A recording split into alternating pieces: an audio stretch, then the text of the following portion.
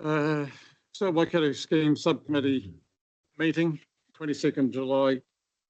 All right, so can we have the Karakia, Mr. Thanks, Mr. Chairman. Whakataka te hau ke te turu. Whakataka te hau ke te tonga. Kia mā kina kina ke uta. Kia mā tara tara ke tai. Kia he ake ana ke atakura.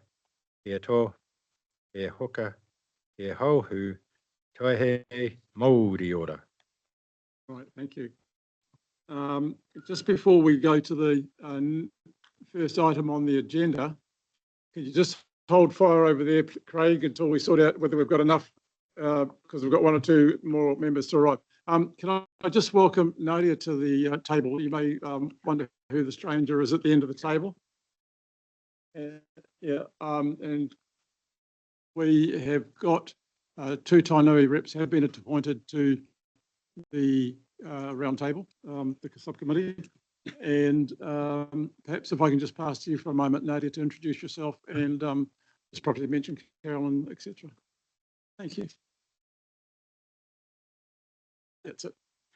Kia ora koutou, ko Tainui te waka, ko Taupiri Timanga, ko Waikato te awa, ko Waikato Tainui te iwi, ko Mauria te marae, ko Ngā te hene tāpū.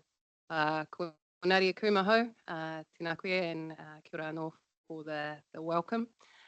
Today I'm here representing Waikato Tainui along with Carolyn Hopper, who is hopefully still to be joining us. It's fantastic for us to be back at the table. Aroha mai, or apologies that it is quite late in the term, but we will be going over into the next term as well. Fantastic to be here. Thank you. And look, I've worked with Lydia for I was thinking it must be coming up 18 months with the Whangamarino work. And I'm not trying to embarrass you, but I'm impressed with your contribution to that project. And certainly got a lot of respect for your input to date with that project. So absolutely welcome to the group. And we'll acknowledge Carolyn if and when she arrives. So thank you for that. Can we have apologies? And I know we've got one from Brendan Ball, and I think Campbell Shooker. Is there any further apologies? I'll move those apologies. Does someone second that, please? Thank you, Sid. All in favour? Against? Carried. The confirmation of the agenda, it's listed on the order of business on page 5. Can I just, before we go too much further, Nadia and, sorry, I think I said Lydia before, Nadia and Carolyn only got their agendas late, I think it's late as Friday, and may not be as up to date as some of us. So if there's any issues in relation to full understanding of the agenda, I've asked them to say so, but we do try to get them out as early as, I think we try 5 days, isn't it? We try to get them out. So, okay, so confirmation of the agenda is on page 5. Someone move, please. Thanks, Craig. Maxine, thank you. All in favour? Against? Carried, thank you. Any disclosures of interest other than what you've already disclosed previously? There've been no disclosures, we'll move on.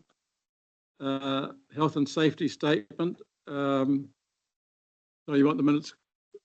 Oh, you got health and safety statements on this run sheet. We're back to front. Well, we can do the minutes for confirmation, and then we'll come back to that. So you've all had the opportunity, although short, to look through the document. Can we confirm the minutes? Is everyone prepared to move those? Thank you, Mike. And Peter? All in favour? Against? Carried. I just note that there's a couple of issues on there that will come up in the works paper, so we don't need to deal with them now. So, Chris Wollaston's online. Hello, Chris. So, you haven't changed? Right, so we'll go now back to the health and safety statement. Are we doing the statement? Well, I think, Nadia, you've been to a number of council meetings and that. Would you like these to go through the health and safety statement, or are you happy to accept? Thank you, Mr. Chair. I'm happy to accept. All right. So we're all familiar with that then, so we can move on. Thank you. Chair's report. Right. I have a document and a half here. I've got two items to talk about. And essentially a number of landowners around the table and others have asked what's going on with the integrated catchment review. So because the matter is still in play, I've asked the Chief Executive to provide me with a few words, and those of you who can see, there's a few words. So I want to stick to the script because this process is subject to employment law, and I do not wish to say things that may be wrong and cause issues for the Chief Executive in employment courts. So here are a few notes for tomorrow. Blah, blah, blah.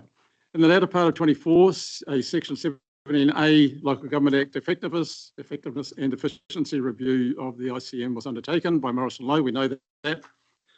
An external firm experienced in public service organisations and asset management. The review findings were received in November and the outcomes highlighted to Council in December 24. The review showed that whilst ICM was relatively effective and efficient, there were opportunities for improvement. Several areas in particular interest noted were improved strategy development, procurement, clarity of roles and responsibilities, portfolio management and potential to optimise delivery through structural reform, particularly in the catchment and infrastructure areas of the business. A response plan was presented to the CE by the CE to the Council in December 24. It should be noted that the reviewers found that WRC was generally efficient compared to other councils, although it is difficult to compare like for like due to the vastly different regional council catchment contexts. The Chief Executive has recently focused on how best to optimise efficiency through structural alignment in ICM. In early May, a consultation proposal was presented to staff, which included all senior leadership team members having a regional focus with 3 delivery sections, business team responsible for strategic planning, and a portfolio oversight section. 13 roles were proposed to be disestablished and 13 new roles created. My own comment here, it's not a matter of shifting the deck chairs, we've been reassured. Considerable useful staff feedback was received on the proposal. Based on the feedback, the Chief Executive is reconsulting with staff this week. I understand that's possibly tomorrow, on a couple of aspects of the proposal. He is expected to announce his decision to staff in 4 weeks' time. And a little bit more. Other aspects of the Morrison Lowe recommendations are being addressed separately from the structural realignment. Please note the consultation process being followed aligns with New Zealand employment law. It is not appropriate to share details publicly. No final decisions on any change or impacted roles have been made at this point, and it is important to understand some staff are directly affected by this proposal.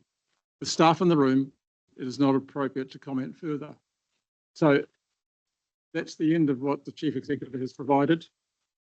Believe me, from my own personal observation, I don't know whether Robbie wants to hear, I believe what's intended is appropriate, and I truly am welcoming the outcomes once it's finalised. So I'll leave it at that. If there's any questions, I probably won't answer them because I'm not the spokesperson, but I've just wanted those in the room to be assured that a proper process, while it's taking time, has been undertaken. And we will be, as councillors, probably notified of what's going on after the staff. So the staff have the first right to know what's going on, and then councillors will follow shortly afterwards. So please be assured the Chief Executive has heard what you guys gave him the feedback and is trying to put in place a more efficient process structure. Or I'll leave it at that. There's a number of other issues which will come up throughout the meeting that I wanted to talk about, but because they're included, I won't. So I'll just move my report and be received. Thanks, Robbie. All in favour? Thank you. All carried. that all right? Staff worry when I say I'm going to do a verbal report. So we'll now go to the issues and actions. Adam. Yeah, thank you, Mr. Chairman. We'll take the report as read. Many of the actions and issues have been completed. There's a couple there that are work in progress for members noting, and happy to take any questions, Mr. Chairman, on where those issues and actions are. But yeah, they've been mostly completed or currently in progress. I'll leave it there. Thank you. I think we've got it up on the screen as well, and I think there's a second page as well, Jordan. Yeah. So what we've tried to do as a council is take the reports as read, hoping that everybody has actually read them beforehand and has come prepared with questions, so that we don't sit here and have a talk fest. We're trying to get them to be more meaningful in outcomes and the likes. So if there's any questions on the update there, issues and action. Any questions on that, or are they self-explanatory? It's pretty much going to be included, isn't it? So, right, or shall we? Yep. So can you use your mic, Trevor? Push on the right. Red on the right. Yep. Yeah, sorry about that. Look, I need to apologise to Craig.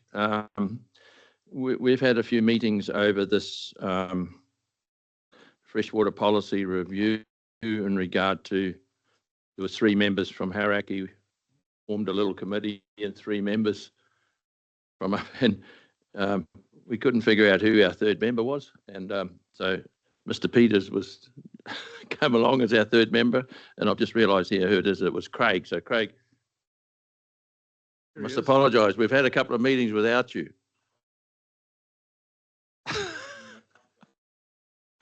Well, I'll bring you up to date shortly, and there is a meeting that you need to attend next week.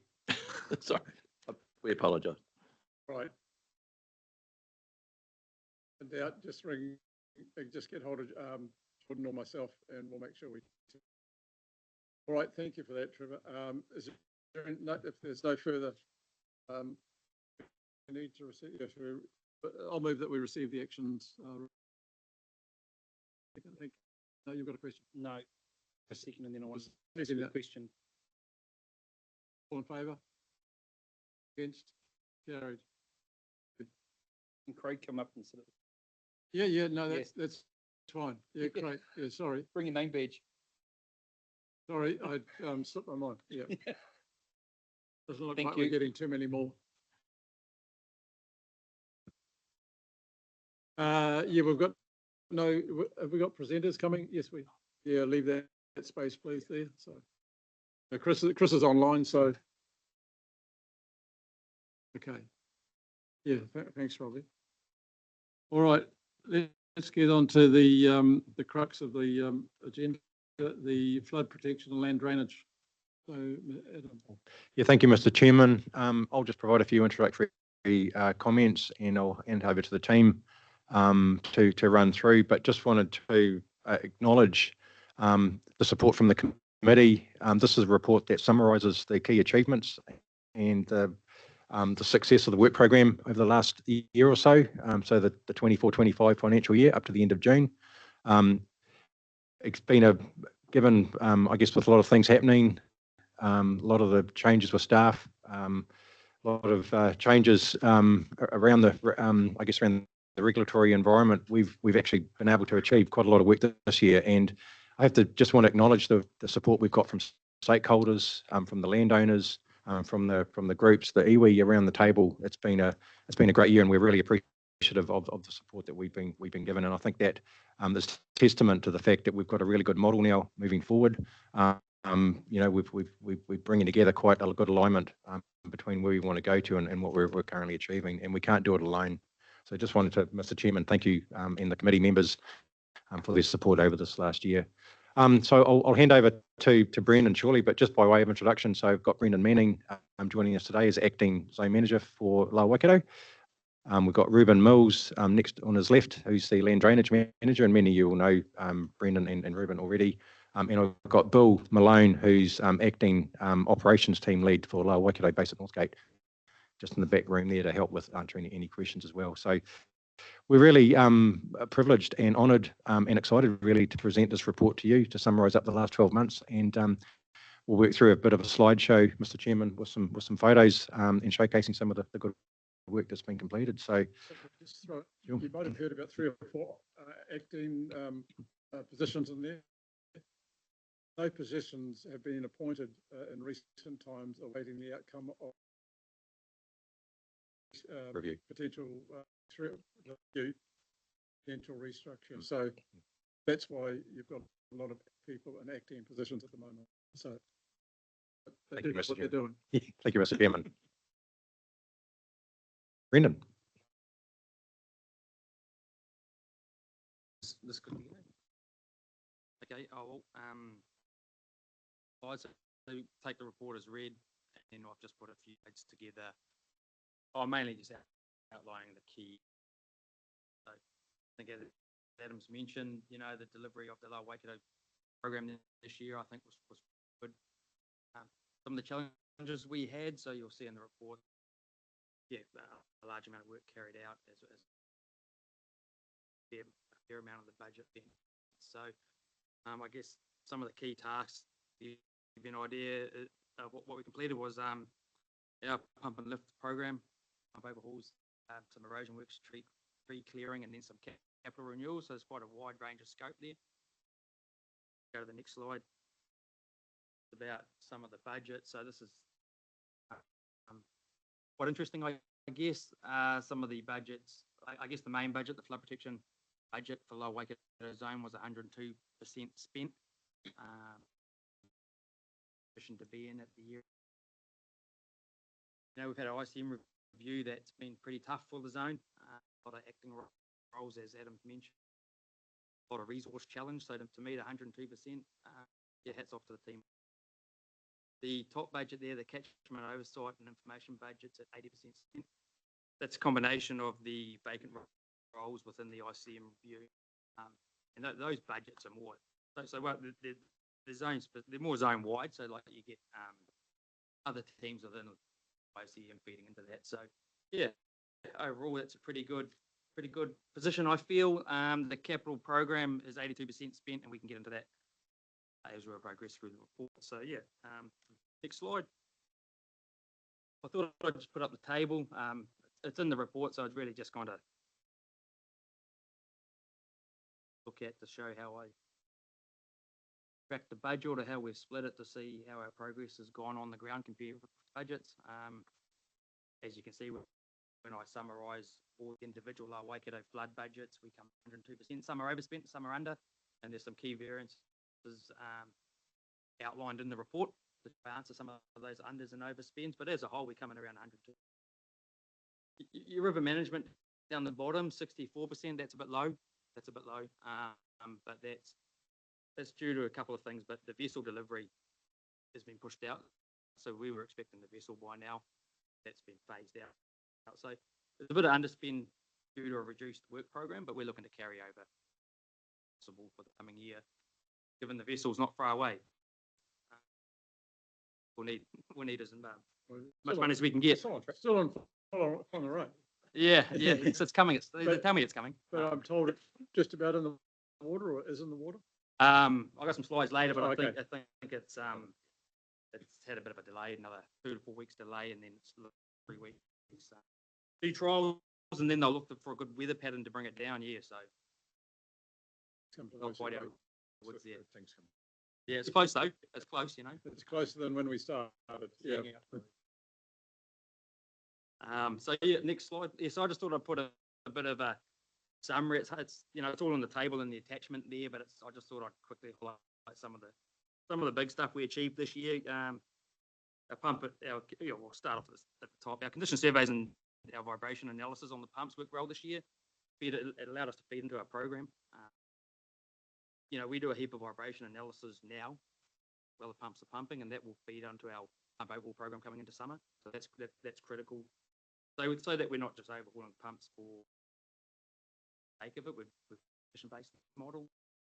So it's working well. We've done a whole lot of asset inspections, which feed into your maintenance program. We've also done some bridge maintenance. We spent around 100,000 on bridge in the Mangawara with some steel beams needed repainting. So that's a long project that's been on the books for a while.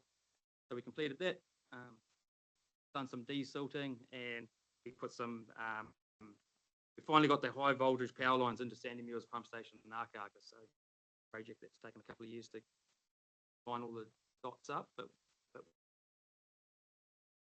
yes, I think that's the thing. Just yell out if there's any questions. So that's it for the OPEX program. I guess I could pause if there's any questions on the operational stuff. Are you happy with what happened with Aka? Yeah, just the only question, you come to an agreement with Stewie, on that. He was going to have a contribution towards all that. Yeah. Any idea what that was? Yeah, that's still the case. So we work with the landowner. So in the scoping phase, we were with the landowner, and he mentioned that he needed a power supply further down to eventually build a house on us. We worked with him, put an agreement with him, and he's going to need those high voltage off to his house. So, yep, that's all been signed up. That's still the case. You want to know dollar amount? Well, not necessarily a dollar amount, just what sort of a percentage you put into it. It was a quarter. Oh, Yeah, that's okay. project was for 1,000, so around, Yeah. 20 and 100. And that's quite unique, a lot of work to get that across the line, and we have to do it. But it's a success story, we work with him to figure out he's going to need those lines, and it kind of made the project more viable. Been a good result. Pumped the whole wet season, hasn't. Nice to see that the council can be. Yeah. Well, I mean, prior to them doing that, those lines used to come across my place, which were getting in a pretty bad state. No, they've been in and they've cleaned up all the old lines and and got it done before the rain started, which was excellent.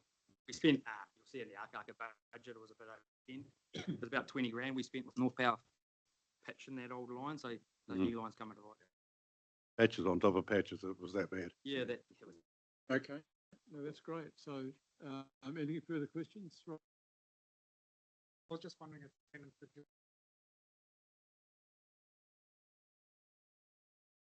things. I could do that in the capital. So we'll go into capital, and then if there's no more questions, I'll run through my capital stuff, and then we'll touch on Manga 3. Okay, so the capital program, what's there to say here? I guess we're 82% spent. I think it's probably one of the better years we've had in the Lower Waikato for capital spend. I tried to touch on in the report, but the 1.29 million underspent. About 1.2 of that's contingency within projects. So when you take the contingency off, it's a pretty good season. Noting that that's a forecasted budget. And I've touched on, so next slide, I've touched on some Kanoa funding. Thought it was interesting. It's good to highlight what projects are funded through Kanoa and what our main focus is, I guess. Does everyone understand what Kanoa is? Okay. All right. I thought I saw some blank face. Can you just briefly touch on that? Yeah, so Kanoa is virtually a shovel-ready MB funding, so government funding towards so those are just our government-funded projects. Lower Waikato. Yeah, so Robbie, can you do tranche 1, tranche 2, and tranche 3? Just give a sort of broad outline on tranche 1, 2, and 3. What's actually. I think it's more like it's around $8 to $14 million we're applying for in each tranche. So it's a considerable amount of money that's going towards flood protection and river management. So to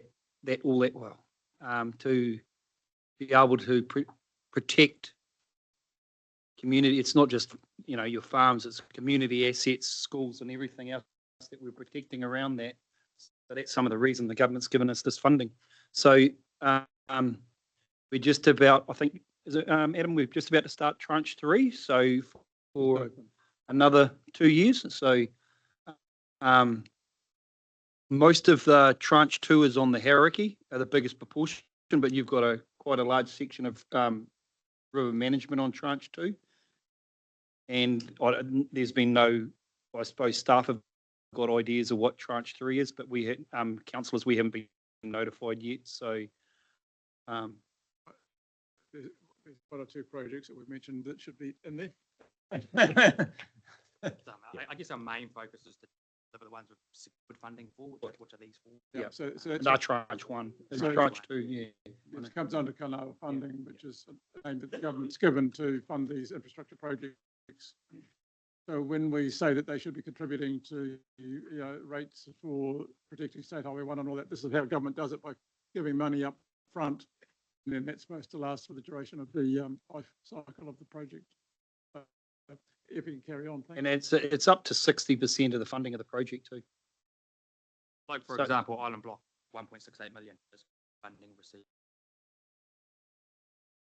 And we have to do it in a certain time frame. So there's pressure on staff to deliver, and the CEO, that these projects have to be certain, or we'll miss out on our Kanoa funding. Right, carry on. Yeah, so I guess that's why I thought it's good to put that slide in. But those 4 projects are our main focus this financial year, given the agreement we've got with Karakia and the moles, plus the CE KPIs. So yeah, it's a big year looking forward for Lower Waikato, and it's just good to show how we're tracking. Some underspends there. Island Block. 822,000 on the Lower Waikato stop banks. That was all contingency. So we delivered for virtually the contract price. New contractor on the stop bank job, based in Pirongia, they did a real good job, delivered for the contract price. So, yeah.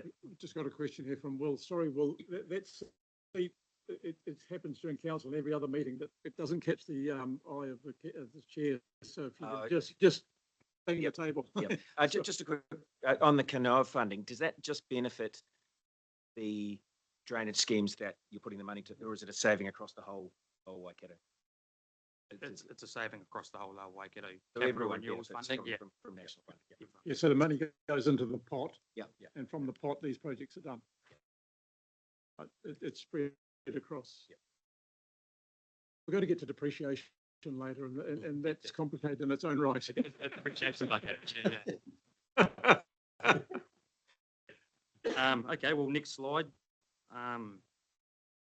This was just kind of outlining, we've got a new structure, it's been in place for about 12 months. Call it the capital portfolio delivery structure, but I guess all I was just highlighting there is I think it's working well. Gives the zone good support to ensure we stay on track and deliver that.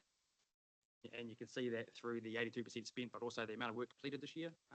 Well, we've had some issues on some projects, we've still completed quite a bit, and those are the key projects there. Yeah, So when you say the 82%, can we bring it into reality? There was a contingency. How much, was that 10% of contingency, or, because if you've got 10 million and you've spent 8.2 million, so, but was it 1.8 million contingency? And if that's basically you've done the project within budget, except for contingency, Yeah, I think when you look at it, there was 800,000 with the stop bank that was contingency not used, and then there's about 400 on Island Block that was associated with the pump order. So yeah, out of the 1.29 unspent, about 1.2 of it was contingency, about 100,000 unspent, which is pretty good. That's done. it's pretty close to what the cost was predicted to be. Excellent. Thank you for that clarification. And so what you're saying is there's been nothing that's deferred to outer years or other times, or is that something that I couldn't see any reporting on it? But we have deferred. So attachment. There's 2 projects that have ended up having parts of the project deferred. okay. That's against our forecasted budget throughout the year. Yep, that is. And I could touch on those projects with.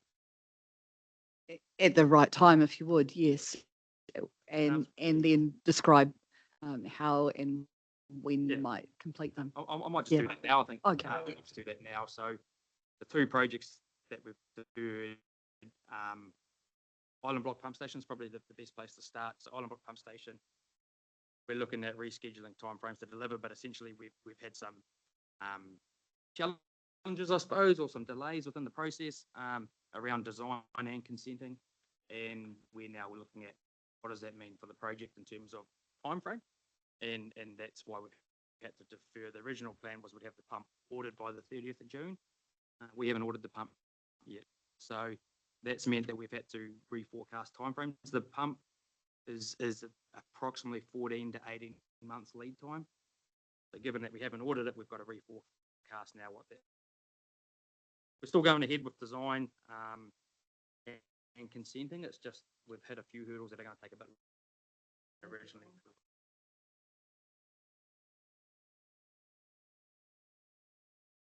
Yeah, so there will be impact on budget. No two ways about it. And we're in the stage now of recasting the budget. What does this mean? Can we still deliver within the agreed timeframes? We're re-looking at the timeframes on design and we still want to deliver this project as soon as it's a Kanoa funded project. It's high importance. We still want to deliver it by the end of 2027, but we just got to. That's why in the attachment is red. There's 3 projects is red. Island Block, vessel, slide on, and make it tough.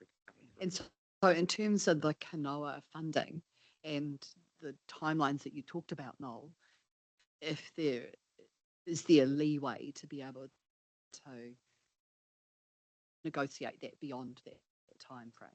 Adam will take that.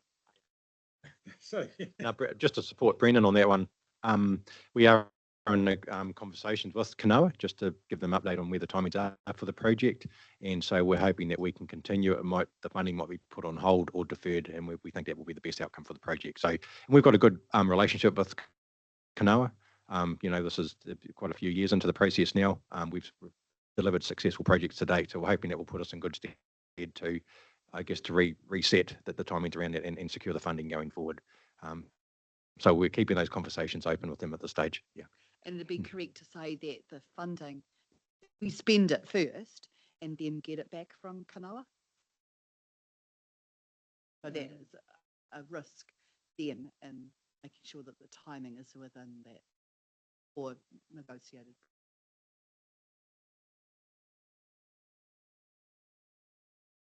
Putting out a battery. I'm running it. I think some projects, I think we do get progress payments. Greg, do you? Or from Kanoa? Yeah. Yeah, afternoon. Yeah, so Kanoa funding is set up with payment milestones. It's not all in one. And so we've identified those in our funding deeds. Like Adam said, we provide monthly report to Kanoa about how our project's going. We identify any risks or issues, and we've been working quite proactively with them on a particular project, so they're aware of where we're currently at, and so that we can agree a plan to continue to get the project delivered funding deed.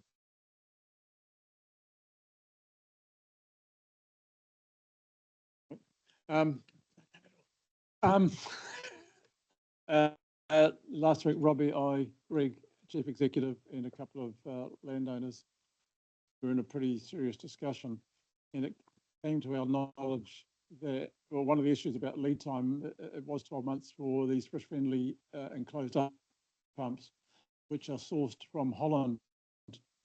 It came to our notice that there is potential within New Zealand to perhaps manufacture with stainless steel, and there's more work to be done on it. And I'm not raising any hopes. It was a high-level discussion without a lot of detail, so can't go because I don't know much more than that, because it was good to hear, and so there's going to be some exploratory work done about alternatives, because it's not that long since it was 12 months and it's blown out to 18 months for this one supplier in Holland, and so if we can get them manufactured in New Zealand at a comparative or better price, that will be great for the community. Also builds capacity within New Zealand, and it opens up to the rest of the country. So that's probably as much as I can actually say. I don't know whether Greg or Robbie, you were in the room. That's probably, we didn't get much past that other than becoming aware of what the possibilities were. And so some work has been done by others to bring that information back and see whether there's any interest from the company involved. So, Robbie. Mine's more of a question to. Yeah, no, go for the question. Thank you. Brendan, Sorry, Maxine, had you finished? I thought you had, yes. so, but the key milestones have been met that the Kanoa funding is secure though, like on Island Block, we've done the partial work to that it's a site and stuff like that. We've done an entrance ways. Yeah. So that was like the key. That's what I mean. The key milestones have started to secure. We've started. Yeah. There's some work to be done around securing it. Yeah. Securing it. But the key bits they've done. So well, a bit is done. I don't know, Greg, you want to touch on that? So you're right, the physical works in the ground has been completed, but at the moment we're working with Kanoa on the claiming of that. Yeah. Because there is the broader issue to work through in terms of the delays that we're seeing with that project. So we don't want to start claiming and have to work backwards. So we'd rather get this squared away first before we take things forward. Okay. So that's Sorry, Peter. For you. So has the scope of the project changed that you need redesign? You need a bigger capacity pump, or there's a range of things. One is we've had a design change. We looked into a design change. So if we focus on design, yep, the pump's got bigger. We have struck not an issue, but we found that the pumping height wasn't quite right. So we spent a bit of time re-looking into that to ensure we get the right end goal here on the pump. That's meant the pump is longer, given it's a screw pump. So that's meant we've now got a longer pump. We had to re-look at the budget to go, what is that going to do? Re-looking at that, we looked at options to go, what's the best type of structure for this pump station? And we've done a heap of work on that to go, should we be looking at steel sheet piling walls or concrete? And we've done a whole lot of rigor around what the best option and landed on an option there. And then the other one is the consenting. So we've started working with stakeholders and some feedback coming back from stakeholders. And now we're working to go, yep, we've received the feedback before we lodge for consent. We're in the stages of drafting an A&E, so we've got that's an AE, so that's quite crucial to have that feedback in now. We're working through what does that mean for the consent. Does it mean we have to do anything else on site or around the wetland to get the consent? So that's kind of the two delays. One is the pump is now longer and the consenting. Just meant we haven't really been able to order the pump, get some confidence that the consent and design are well underway. Once we get that confidence, we should be able to order the pump hopefully and crack on. Yeah. And the reality is that with the projects around Lake Waikato and Whangarino and the Motor Karakia pump, and there's been a lot of learnings, a lot of engagement with stakeholders. So, it's all building to hopefully a better relationships and better consenting processes so that a lot of the issues are sorted out before we get to lodging consent and then having the argy-bargy, if I can use that phrase, after the event. So trying to square things away front and get everyone on the same page, appropriately. So I'll go. I don't know which of you two, but I'll go to Mike and then Trevor and then Nadia. There's a whole lot of concrete structures sitting down at Churchill East that were put there for storage for something. I don't know what's going to happen with those before he walks away with them. Yeah, I can. But he walk away. Maybe we finish the questions on Island Block. Then I'll give you an update on Waikato. Okay. It's not Island Block. Okay. Yeah, no, it's not Island Block. Trevor. I just want to clarify where we are. We're on page 33, I think. Oh, okay. So we haven't got to this. Are we still there, or we moved a bit? Oh, we've got on to capital delivery. So yeah, I just have got a section on land drainage, NES, and self-administration. Can we wait for land drainage? That's what I'm just getting at. Yeah. We've jumped over here. So yeah, no, okay. Well, let's get back and go.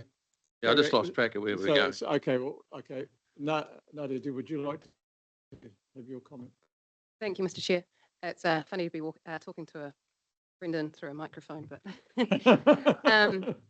my part was actually in regards to the broader capital renewals program off the back of your inclusion of Motu Karaka in the conversation. I was wondering if there's a scheduled plan to include the CITIF, the decision-making framework, in the future renewals schedule. So I might go to Greg, but if I can have a crack at it first. Motu Karaka is a trial and embedding and testing the CITIF process. Once that process has come to a recommendation, if I can use that phrase, that's done. An analysis will then be done to see where CITIF could be done better, and then it will be moved to the wider organisation.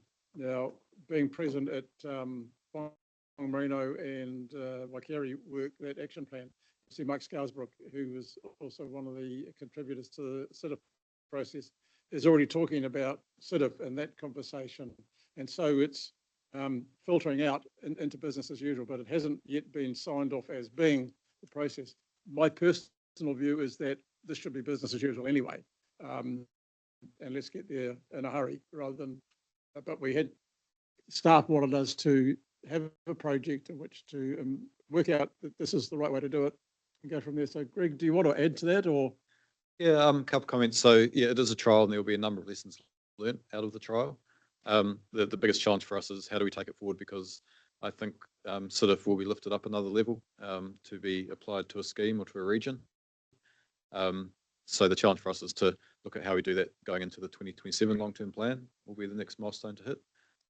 So we're scheduled to have the trial pretty much complete end of September in terms of recommended options, and then the next stages from there will be to understand those lessons and agree to a way forward for incorporation into the broader program.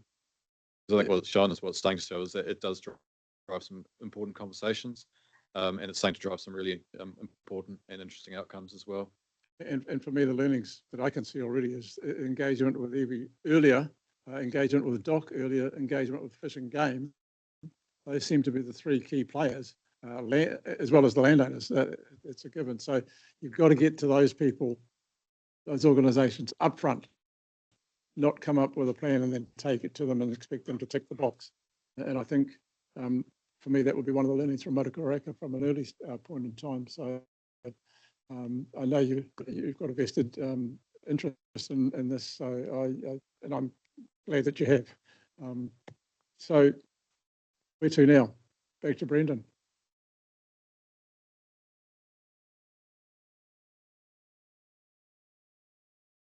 Mangatawhaka Department 3 is probably the next interesting, well, the next red one on the attachment. So Mangatawhaka Department 3, which I think answers your question, Matthew. Bit of an update on that. So where have we got to? I think last committee, I think we were saying that we were going to start in March. We've now, you would have read in this report that we've deferred it to this coming construction season. So the project had a few issues. You know, it stemmed from a few delays from precast units and a bit of a delay on the construction front. We decided to defer the project, but also at the same time, we wanted to have another check that we got things right. So there's a few questions floating around the design or the project, and we said, yep, we've deferred it to October, but in that time, we want to have a bit of a review of it. So what's happened with Mangatawhaka Department 3 is we've done a heap of work on that, had a peer review done by an engineer in terms of the design. He's looked at a range of things, from hydraulics to the pump through to structural integrity through to health and safety. So he's looked at three main aspects. They've come back with some thoughts or their view on the design, and we're now incorporating that into the project, and we're hoping to go back to the landowners next week or two. We were just waiting for this peer review to come on board so we can go back to the landowners with a bit of a decent steer to what we're looking at. So the stuff that's come out in the design has got a range of issues. There's no two ways about that. A lot of them can be engineered out, which is what we're looking at now. What's going to be the cost of that versus placing some of these U units? So there's a couple of issues there. I don't know how much detail you want, but I guess I could summarize some of the main issues. The sluice gate. So we're building an inlet to be able to dewater to check the bottom bearing. Sluice gate design within that structure hasn't hit the mark. That's the first issue. The second issue is the structure itself, the new structure. We want to make sure it doesn't transfer load to the existing asset. So there's a whole lot of work and a whole lot of issues come up with that structure. And we're working our way to engineer those. We're pretty confident we can engineer them out. And then the third part is the health and safety. When we've looked at water levels and the sluice gate design, it looks like we're going to be retaining about 2.8 metres of water. We're just getting our head around now whether that's satisfactory or whether we should be looking at doing another structure upstream, which is similar to what yourself, Matthew, and the landowners recommended, which retains about 1.6 metres of water. So that's what we're hoping to go back to the landowners with in the next week or so, to go, look, there's probably two options here.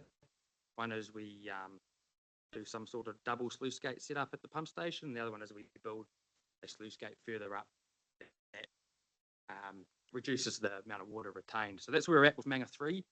The idea is that we still, so we're working, in the meantime, while this has all been going on, we've been working with SHIC, who's the nominated contractor. We're working with them to make sure that we can still try hit, 1st of October, but we're refining that now. So the plan is still to go ahead and build something this year. And as Mike pointed out, all the precast units have been brought and we've stored them at Churchill, and a real logical place to put them. They're massive units, and the idea is that between October and December we'll start on the ground there. So one of the learnings, we've actually met with Matthew on site at Northgate to brief him of what's going on. But one of the issues that I learned from this process was that when the structure was built, there was a design which council has, but when they went to look at the redesigning of the process, there is no as-built documentation. So it would be a leap of faith to say that it was actually built as it was designed. One would hope so, and then council, if that was the case, could easily decide whether the load that would come from the new structure would be taken by that existing structure. But without the as-built plans, there's too much risk, and we all know the regional council can't take that risk and put people's lives at risk. So there's a number of challenges, but we are assured from the peer review that has been undertaken that there's a way forward. So,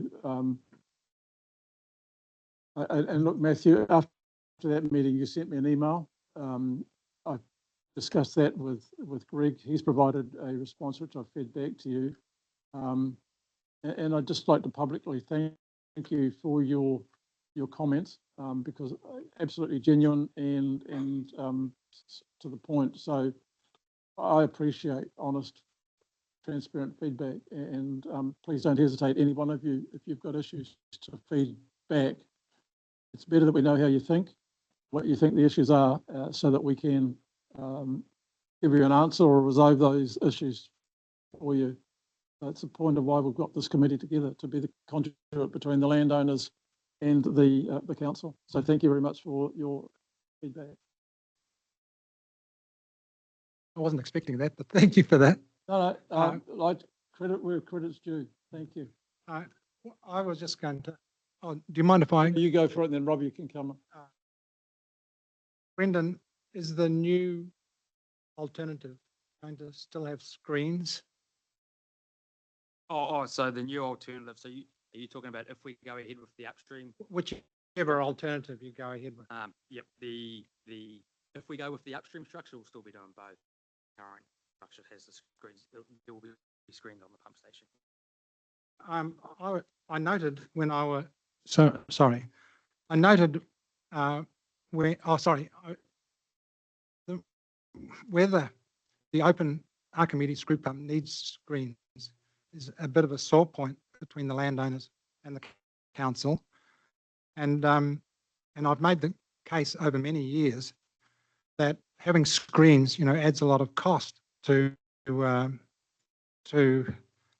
project and runs the risk of starving the pump of water when the screens are not working properly. And I just want to point out, which I've done at a number of meetings on page 36, those bar charts, and how I just want to point out that in that bar chart under 44, compartment 3, you'll notice, which doesn't have screens now, has got a very low expenditure, whereas compartment 4, which has got screens, has got an expenditure of about 3 times higher. And that's the sort of the nub of the landowner's view that, you know, screens can be problematic, and particularly problematic for an Archimedes screw pump, which is hydraulically driven. Because, you know, if that hydraulically driven pump gets into a situation, say over a holiday period or whatever, and it stops starting, no, it could be catastrophic. Yeah, look, this is the detail I think we want to take offline and actually meet with the landowners, which we Brendan's indicated is planned very soon. And that's, I think, the time, rather than the detail on this committee. Your point's well made in this committee, but the detail will deal with the landowners who are directly affected.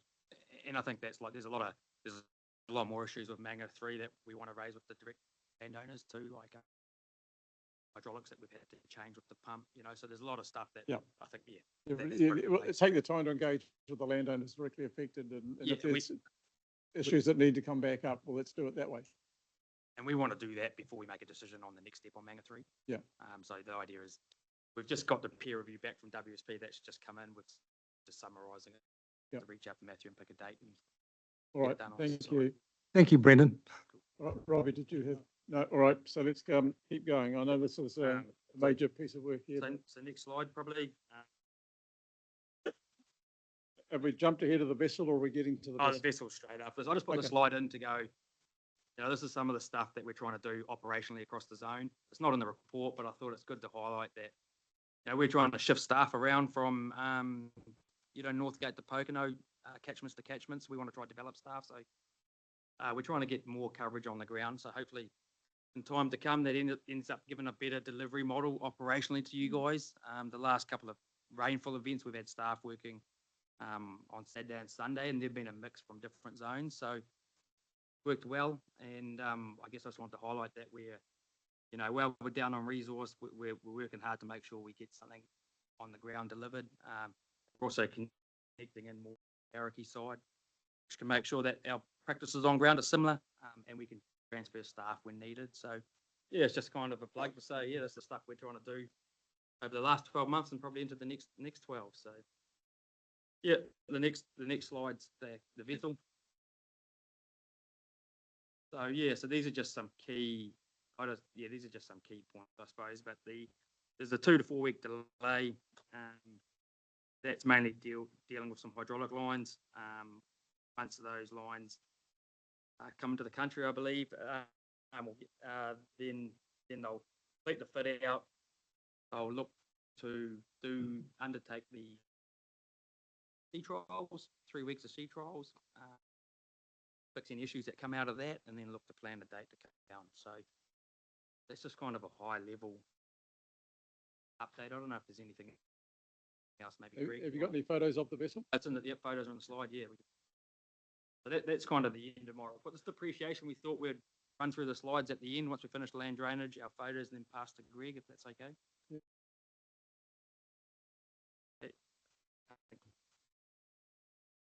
Yeah, that's it for the flood zone.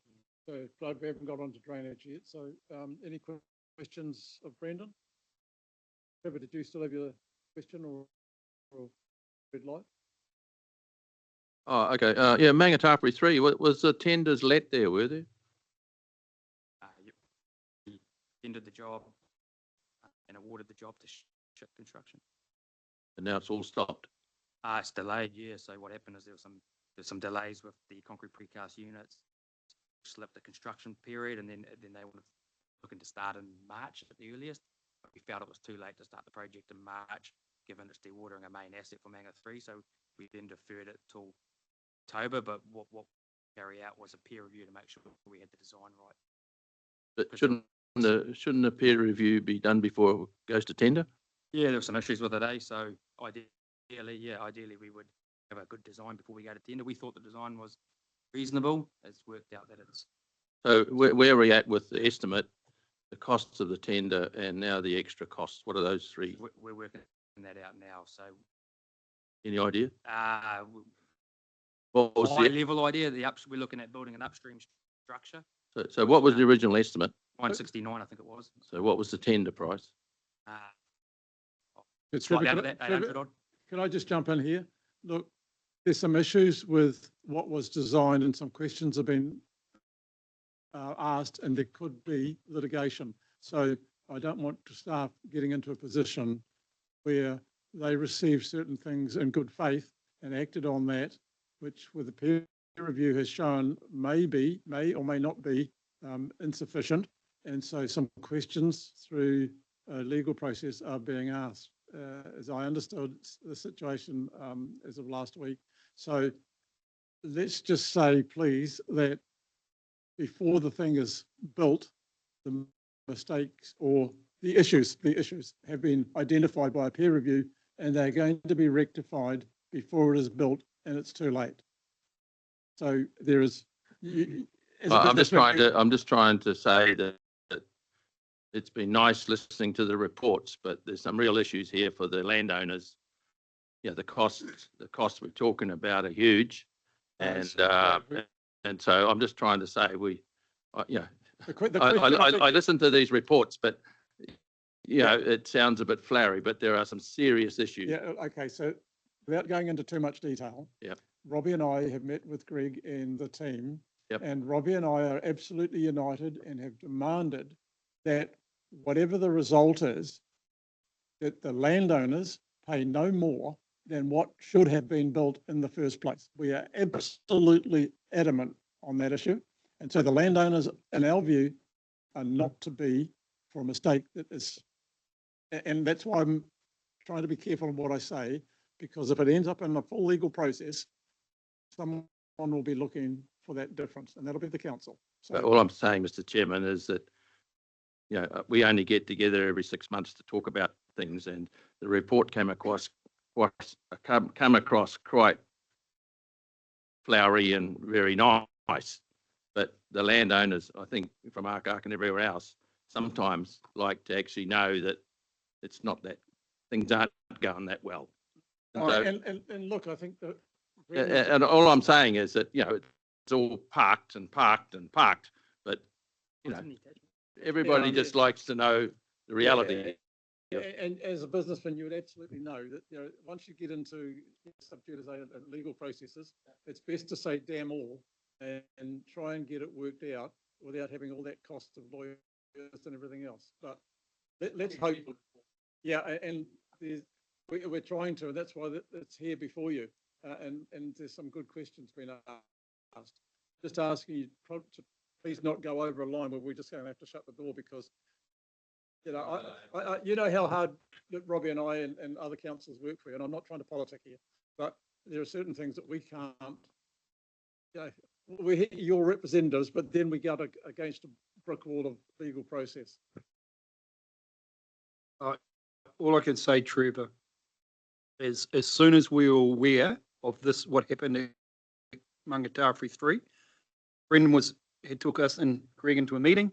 We said you needed to contact Matthew as soon as possible. So landowners knew within days of when we knew. So what you're saying isn't, it may not have been made out to the whole committee, but the landowners were told as soon as possible. We were desperately trying to get Matthew into a meeting at Northgate as soon as possible to say what the issues were. So that's as far as it needs to go. And that's what I was alluding to. Matthew gave honest and reasonable feedback after he'd had the opportunity to think about it, and that's been fed back through. So I hear what you're saying, Trevor, but nobody's trying to hide anything, honestly. But there are processes that you and I on the farm, we could sort out today, but this is a council that's got regulatory processes behind it. Yeah, with everybody. Yeah. Down the road. Oh, we'd be a liar if we tried to say. Nothing's Yeah, easy. but no, thank you for highlighting that. Yeah. So we've got a vessel. It's really big. Yeah, the photos are just on the slide, so I think we'll go through Rubens and then all the photos are together. We'll Yeah, quickly okay. look through them. So if there are no further questions for Brendan? Craig? On the vessel, it says revised winch block designs being priced and procurement of the contractor. So I take it the first one was wrong. Why? Then it's got the work on the gangway designs progressing. Thought that would have been thought of things late. So how come that's only just done and progressing? What's going to happen if the ship was on top gangway? And then this assessment of the environmental effects, the consent underway in your dock and fish and game. Again, if the thing was on time, wouldn't you not even have a consent to operate? Things like, why is that stuff all? If it was on time, all that's failed longer. What happened there? The fact that I saw that and wondered why we consent, I thought, yeah, right. Yeah, so the work program for the vessel, so if I start, where do you want me to start? The winch block, I wrote the easy one. We got the design took a bit longer than planned, but we don't need the winch block straight off the bat. But there's work happening in the background to get the block built, block of concrete in the ground on it. That work's happening. And what happens is when you get a delay in a vessel and we've got so much wider work on and we've got so limited resource, we reshuffle what hits priorities. So we were pretty down on resource within ICM, so we were like, well, you don't actually need the block until the vessel's here and we want to pull it out for warranty checks. So that work's kind of happening in the background. We've kind of slowed it up a bit. The gangway, we want to wait for, so we've built the jetty out. We want to wait for the boat to get here because the gangway has to sit over a couple of hatches. Real hard to measure that when the boat's not here. So we want to get that in and then get the perfect on-site measurement to get the gangway. And we want to be able to build the gangway light enough to be able to manhandle it. So we've looked at options, buying gangways overseas versus buy them overseas versus build in New Zealand. We're going through that now. The third one with the AE, so that's a good question. We're going to be doing work on the river under permitted activities and under consenting. Now the consenting we're going for is quite a decent consent, quite a big consent. Stack of work behind that in terms of stakeholders and ecological assessments and the likes. We're going to go for a consent that hopefully allows us to work outside the fish migration periods, so that's quite a big consent. Takes a lot of work. The first year for the vessel, we're planning to operate under permitted activity. First year is going to be a bit of learning and then have the consent. Yeah. Good questions, though. Yeah, they're good questions. Yeah. And sometimes it's hard to know how much detail to put in the report, Yeah, I'll take that on board. All right, let's keep moving because it's 2 o'clock already. Brendan. It's Ruben. Sorry, Ruben. Yeah, thank you, Mr. Chair. That's quite a tough act to follow, really. There's been a lot of work delivered by Brendan and the team there, and great answers to those questions. So land drainage is a little bit more simple, I guess. Important. The team's very passionate about it. They all know what they're out there to do. And they've developed some great relationships with the landowners across the area over the time. So I guess the main thing is we're 97% of the budget for the year. So it's been sort of well delivered. We can probably go to the next slide, really. In a nutshell, what that means is that Aka budget was actually 91% spent. That equates to 158 kilometres of drains being sprayed, 160 kilometres of machine mulching, and this is in Aka. 80 k's of drain spraying in Franklin and 30 k's of machine cleaning.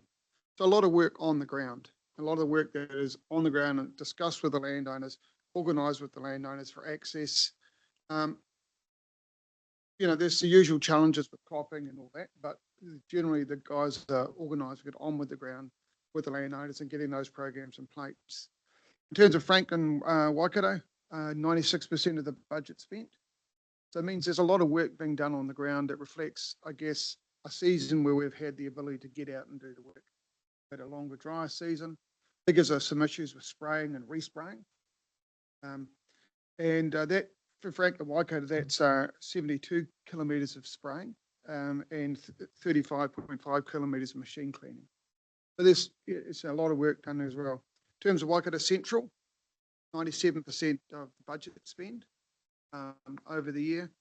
And in Waikato is a big area in terms of drainage, but that's 76 kilometres of spraying in the autumn spray, another 267 in respray in the autumn, 576 in the spring spray, 267 in the autumn round, 30 kilometres of machine cleaning in that area. And then also when you come up to the Mangawara, there's something like 200 floodgate inspections that, through that area as well.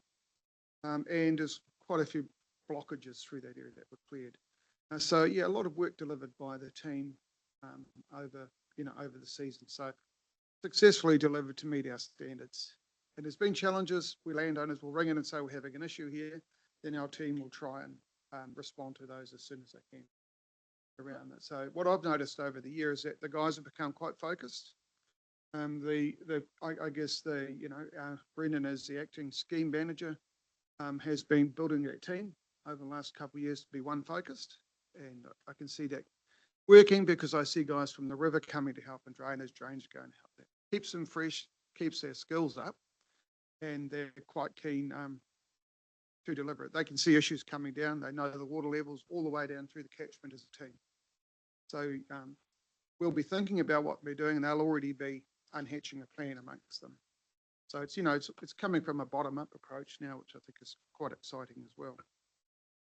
So next page, thanks. Yeah, so good budget spend over there and good work delivered, I guess, is the main thing. Brendan, I'm just thinking, I'm not sure whether Nadia and Karen will actually know the 4 areas that we're talking about. Perhaps could you get one of the maps sent through to them after the meeting as to ACAC's pretty simple. It's up there by the mouth. Or are you familiar with the 4 areas? Thank you, Mr. Chair. I'm familiar enough in this hui, but what I'd actually like to do is ask both Ruben and Brendan for an hour of their time in the next week or 2 when I can sit down with them individually to go through the work in a bit more detail. Yeah, we certainly appreciate that. Yeah. Thank you. Thank you.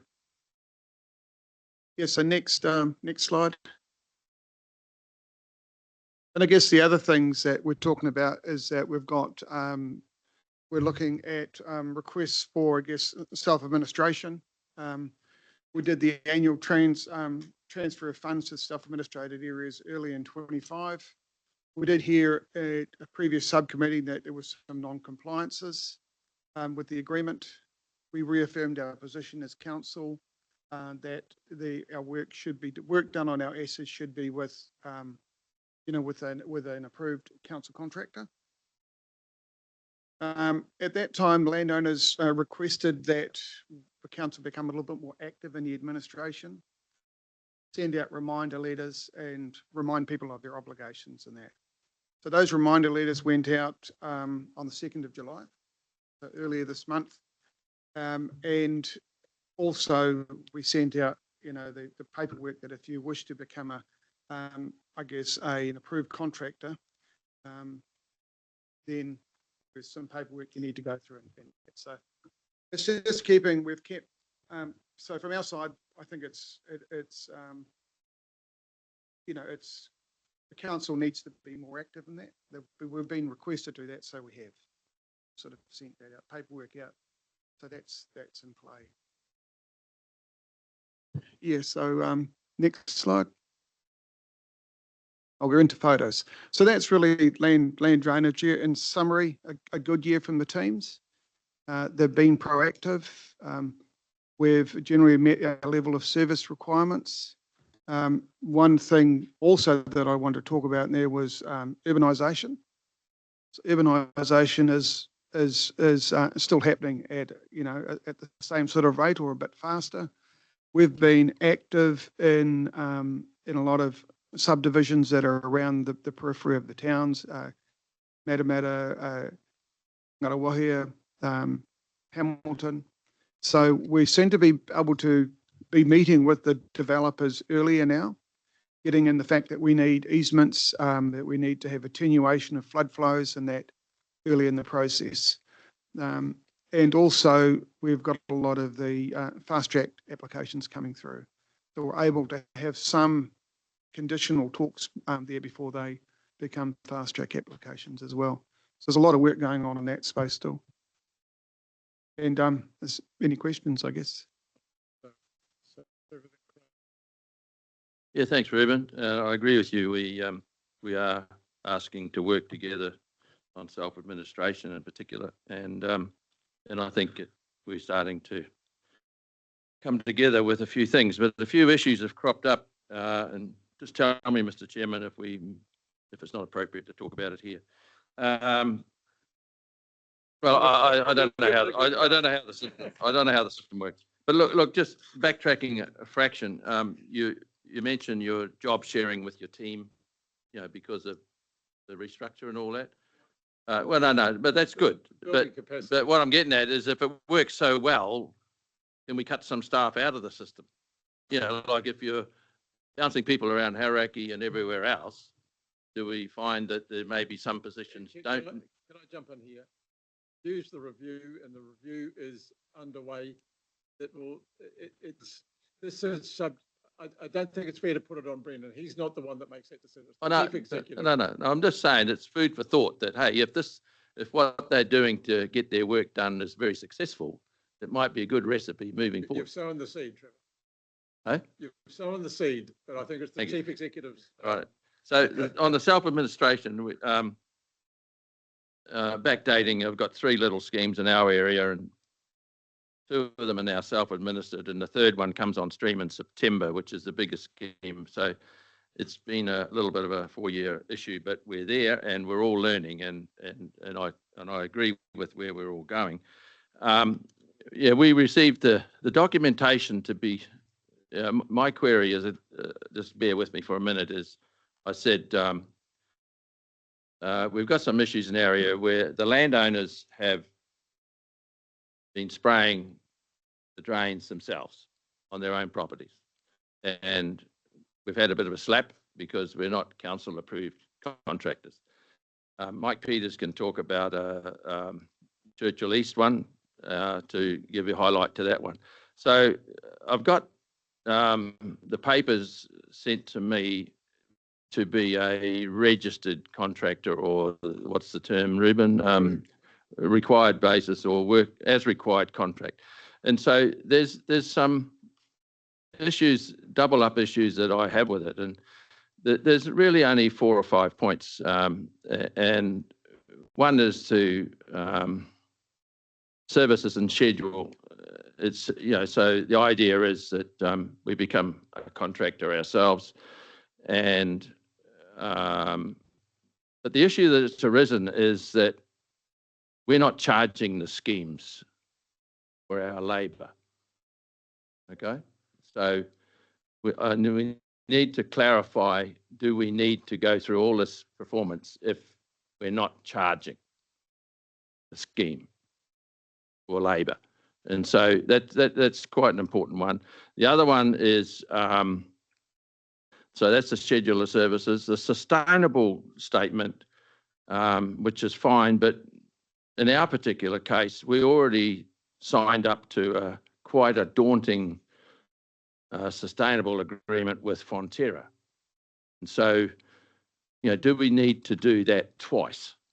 So that's, we're already on a sustainable track where we get recompense by Fonterra's customers if we tick the box. And so now the health and safety issue on here is fair comment. We also, every farm now or business has to have a health and safety policy, which is updated regularly, and that's once again the same old thing. But what bothers me with the council health and safety thing is that you also have to sign up to a SEH, I don't know, software contract for health and safety whereby they pay the public liability share. Well, no doubt there's a fee to sign up to that organisation, and I'm already paying health and public liability insurance for my business anyway. And so, you know, the rules to spray your own drain, dig your own drain, if you're not paying for not charging for your labour, it doesn't quite fit the piece of paper we've got, because we're actually ticking off the majority of the boxes again. And I dread to go through ticking off all the boxes again to cover another organisation. And so I think we need to revisit that. Actually, you raised an interesting point, because I went through this when I was at the district council, and we actually classified people as volunteers. There was a standard that the workplace was introduced in relation to volunteers, because they were different to contractors that you ring up, find in the phone book and ring up and come onto the property, as opposed to doing it for free at no charge, and they're supporting an organisation's work but not actually being paid for it. So that's why we went down the volunteer route and came up with, still had health and safety and a few other things like that, induction and things, so that council was satisfied that the people doing the work met a standard. So, well, maybe we need to get a copy of that, and that might be more appropriate. Well, I think you've probably highlighted a good point, that is that contract fit for purpose, or was the intention to cover one type of contractor and it's been applied unilaterally across all, and therefore is it fit for purpose? So maybe we can take that offline. Have you got any comment at this stage?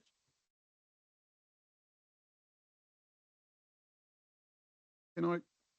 You've got no comment, right? But so I guess it's important that the work that gets done under a self-administrating agreement, it's a different way to fund the same work essentially, because similar contractors are used to do similar types of work, and it's important. It's still the work is still being undertaken.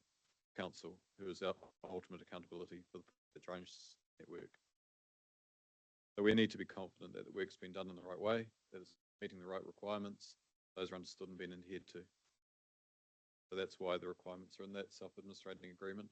But if you look at PC1, I understand, if I've read it correctly, like where there's an industry standard that's already been signed up to, do the farm plans have to be redone, or can that be taken across? I'm not sure whether where we've got to with that, but there was that argument.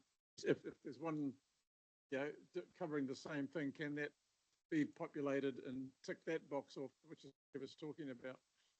Because we've talked in council here about not having to do the same thing. We don't want silos. So if we can bring something else in and say, right, there's a standard here, and so long as that's continued to be maintained and Clara ticks the box every whatever, so many years or whatever, then that's okay for this section, move on. And so maybe rather than just being, it's what we've got at the moment, Trevor, but I think I'm prepared to support having a look at it for effectively what's volunteer work within. But you've got to. I think the assurance that council needs is that it's being conducted in a safe and appropriate manner.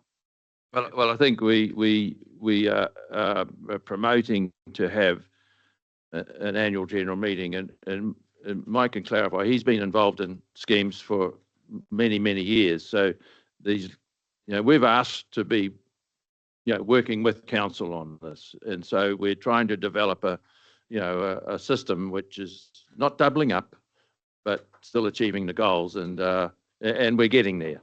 So maybe Mike, do you want to comment on something, Mike?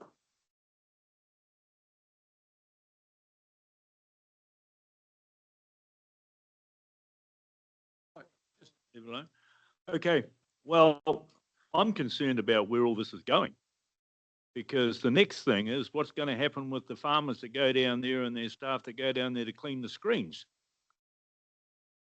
We're going to have a whole paper trail and everything else for them as well. You know, these guys, and we came into this problem with Churchill East, was that the guys were told they weren't allowed to clean the screens because with their digger, one of the farmers actually bought a little digger to do it, and they weren't allowed to do it because they didn't have the appropriate contractor certificate and all sorts of things. They weren't charging for the bloody digger. They weren't charging for their staff. So as you're well aware, we've already had discussions about Churchill East, and that's not finished yet either. But, you know, I just get concerned about where all this is going all the time. You know, we're just trying to make things harder and harder and harder for ourselves. And all it's doing is adding costs to the ratepayers. Okay, can I just jump in? Yep. And I'm sorry, but I'm just, you know, I'm getting a little bit tired of some of the stuff. Right. I wasn't here when it happened. This council has lost a contractor and has been, there's been a death in this employment some years ago. But the chief executive is responsible, not you, not me. I'm, as a councillor, I'm exempt from that. I've got to take due diligence, but the chief executive can go to jail. The reality is no one wants anybody to die. No one wants someone sleeping on a digger and steps out of the damn thing in the middle of the night and steps over the edge and drowns when no one else is around. There are certain things that I have to support the staff position on, is that we've got to be cognizant of the issues and deal with them. How we deal with them, that's probably another issue. But your point's been well made and you have been heard, Mike. Absolutely. And Trevi, you have too. The position is, I think we need to perhaps pass a resolution, because I think we can, and ask ICM to have a look at the current position and whether it could be varied with the likes of, if there's a Fonterra program of a standard that satisfies the workplace, that could be utilised instead of going through a process to fill that part of the revenue. Yeah, just hold fire. So I'm really concerned. You're not going to get away from this, guys. It's there. The workplace are just, I absolutely love to attack Crown agencies. When I was at the court, it became, Crown agencies became liable for prosecution. I had one of my staff nearly lose their leg as a result of a dog bite. I was done like a hot dinner, but because our processes were absolutely correct and the training was up to date, they walked away and said, thanks very much. So when you're up to date and got the processes in place, you're okay. If you're not, and that's what the council must do, is to make sure the processes are in place. So whether it's a combination of council processes and other being accredited, you know, maybe we need to work towards that. So I don't want to prolong this discussion, but I do want to actually take the position. You know, we've lost someone in this organisation. I take the royal we here, and we've got to make sure it never happens again. And that includes you as a landowner.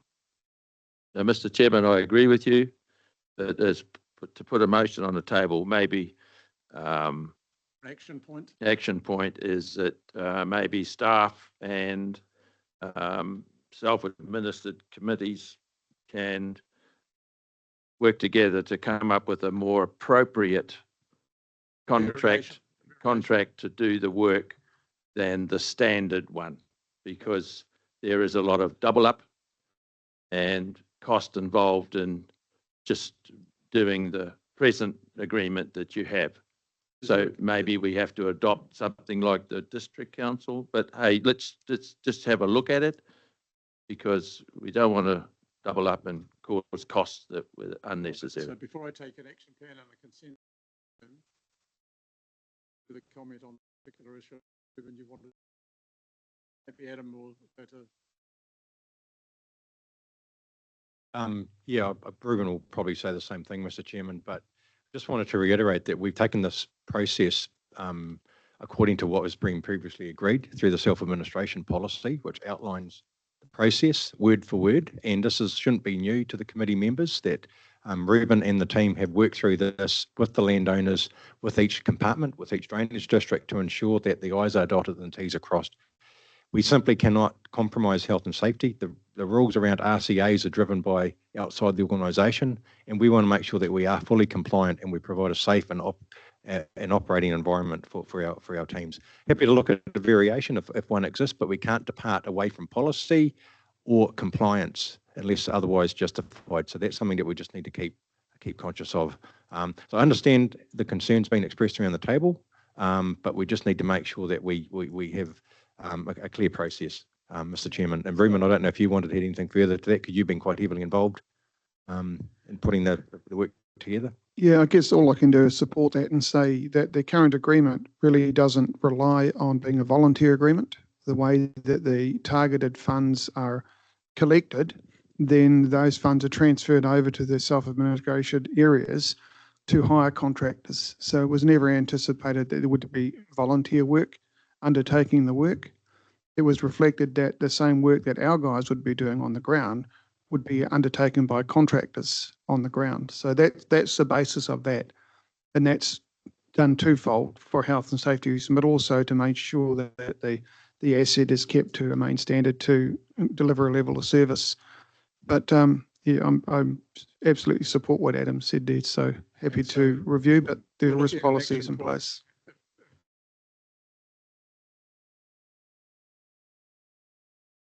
So can we just, not sure that we need a resolution, but an action point. Has that been captured? Are you relaxed about that around the room, that we take an action point to investigate options in relation to variation in the agreement to take into account the volunteer work? Right, everyone's nodding. Right, we'll take that, thank you. And would want put back at the, well, I'm going to say that at the next committee, because if I'm here, there will be. I'm not trying to politic. Please don't take the wrong impression. But if there will be, if it is the way of the people, we will have a committee. So, thank you. Thank you for raising it, Trevor. Back to Craig.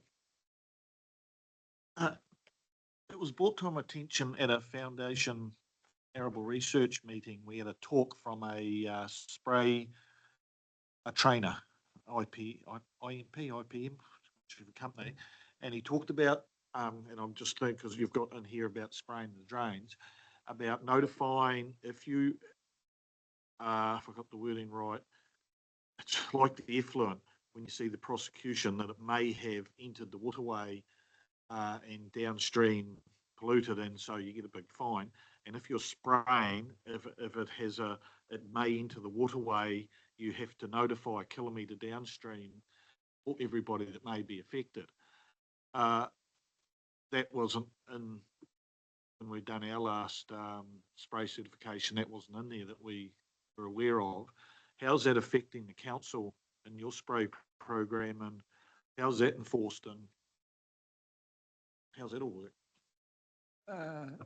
I get notices with the Te Ora Manu when they're spraying that, often with helicopters, though. All the residents of a catchment downstream get notices saying that we'll be doing some spraying, blah, blah, blah. So I think to answer that question, Craig, it depends on what you're spraying. So, there's a permitted activity rules for spraying vegetation management, different rules for glyphosate versus something like aquaphor. That all comes down to. So council has the consents in place to do that, or permitted? Yeah, permitted. Most of our spraying is done under glyphosate. Permitted activity. Yeah. Permitted activity rules, yeah. Okay, thank you. All right. Yes, well, can we, yes. I knew this paper would take a while. Mr. Chairman, because it's a bit hard to keep track. We've got this item 68 here, 69, land drainage, environmental standards, wetland consenting, page 39. It's been put on hold. No, Oh, sorry, reminder letters. Yes, they've gone out. no, I just wanted to update people. Can I talk about the permitted activity here, because it relates to, we are meeting next week, and that is part of the meeting. Well, can we do it after the photos? Because okay, fine. I'll give you that small slot that we talked about. Yeah. No. Let's get these photos and give the report dealt with. These is just that's repainting the bridge abutments.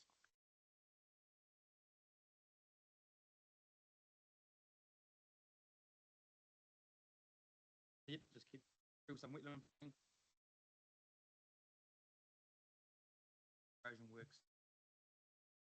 Guest outlet. That we can keep. Just some merry work. So we had a motor out with motor in there. Yeah, so it's pumping. Next, Those lights on every night. only when it's pumping. Only when Oh. it's pumping.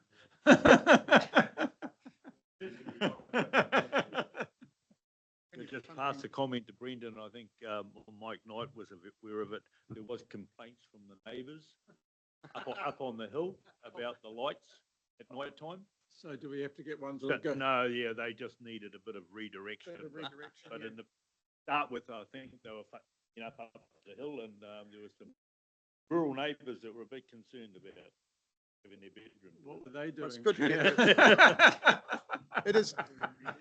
It is good to get that feedback though, so we can redirect lights. Yeah. All right, carry on. This is just some stop bank work. I thought just to show you. Work completed. Yep, so next photo. Some vessel photos. So this is has been bolted. That's an aluminium wheelhouse and a steel vessel. Yeah, yep. That And the flange appropriate bolt. bit between is made sure there's no electrolysis. And it's got a seal bin. But yeah, so that's just a photo. If we go to the next slide, some more vessel photos.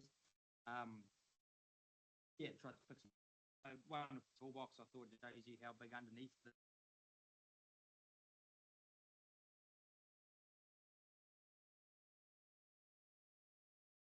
vessel. We've completed it and then one from back. So yeah, it is starting to take shape.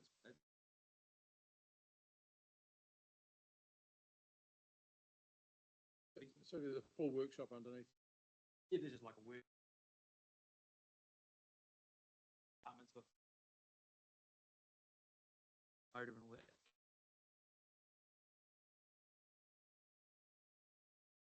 Is that a spud laying beside it, or? Yep, that's a good question. So yeah, it's a spud on that top and photos, a spud on the ground. I know what a spud is. So that's what Okay. and the vessel into the river. Yeah. So they're going to lie on the deck and then they'll come up on the hydraulics and then they'll spear down into the bed of the river, anchor the vessel in place. May not be more treated by up to or other. And when we're working. I think you can go down to about 5-6 meters or something. Oh, I'm not. Yeah, there is a maximum depth on those. I need to decide. Yep.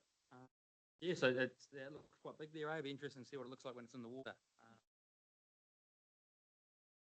If we live long enough. Yeah. Well, so long as it stays above it rather than underneath it. Yeah, so they're pretty cool, pretty exciting. So, asset coming out. So, yeah, next photo. Yeah, so just some drainage photos. There's some of the burn piles along the Mangawara. You can see how tidy the work is from the guys. So that's good. Next photo. Whangamurray pump overhaul. So that's down by, I guess, Taupiri at the end of the system there. Just to say that's been pulled out and overhauled. I put that in there because it's a bit of work done by both land drainage and by flood protection. The next photo. Again, these are the guys that are pulling weed, clearing out. That's the Massey team. It's the top of the Kamakaroa system. So this, that's good work done by the team to clear off the screens. Next one. And a bit of flood management there in terms of erosion and some slumping on one of the drains that needed to have some, some erosion control put in place. Next one. And I guess this is what happens sometimes when the landowners believe they can spray the drains better than we can. The issue for us now there is that that's in some sandy ground, so that may cause a lot of erosion. There's a road next door, so that's sitting along Telephone Road, I think. So that's some of the issues, and that's why we're very careful about that self-administration. About what may and what could potentially happen if you get an overzealous, untrained contractor, farm person or something. Yeah, so, and I think that's it. Yeah. depreciation, yeah.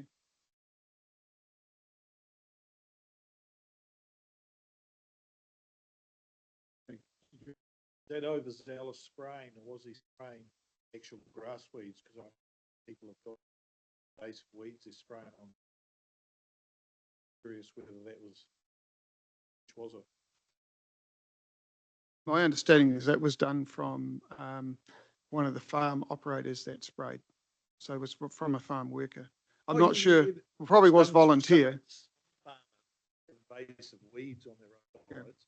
Just thinking of fear here, you've said the farmer's totally at fault, maybe he is, but there may be bristlegrass or something that he's spraying. It's try and keep it down. So I was just wondering, are you being fair to the farmer, or is I'm not truly sure. blamed? I'm not sure. All I can really tell you is it's from fence to road.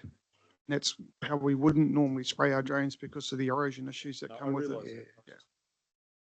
that. Just on that, Craig brings up a good point there, because maybe not over this side, but over in the valley on the Karakia, Kaikoura grass is spread from roadside mowers, and it is going rampant over that side. And it just, once it gets, if you allow it to go through the fence into your property, it's rampant. It'll take over your farm in no time. And I spray my roadside like that once in a while, but there's no drain on the side of it. But definitely I kill everything, because trying to control Kaikoura grass is pretty, it's a major issue. So I think, yeah, that I don't agree with that, but I think, as Craig said, it needs to be put in context of what weeds are growing on roadsides.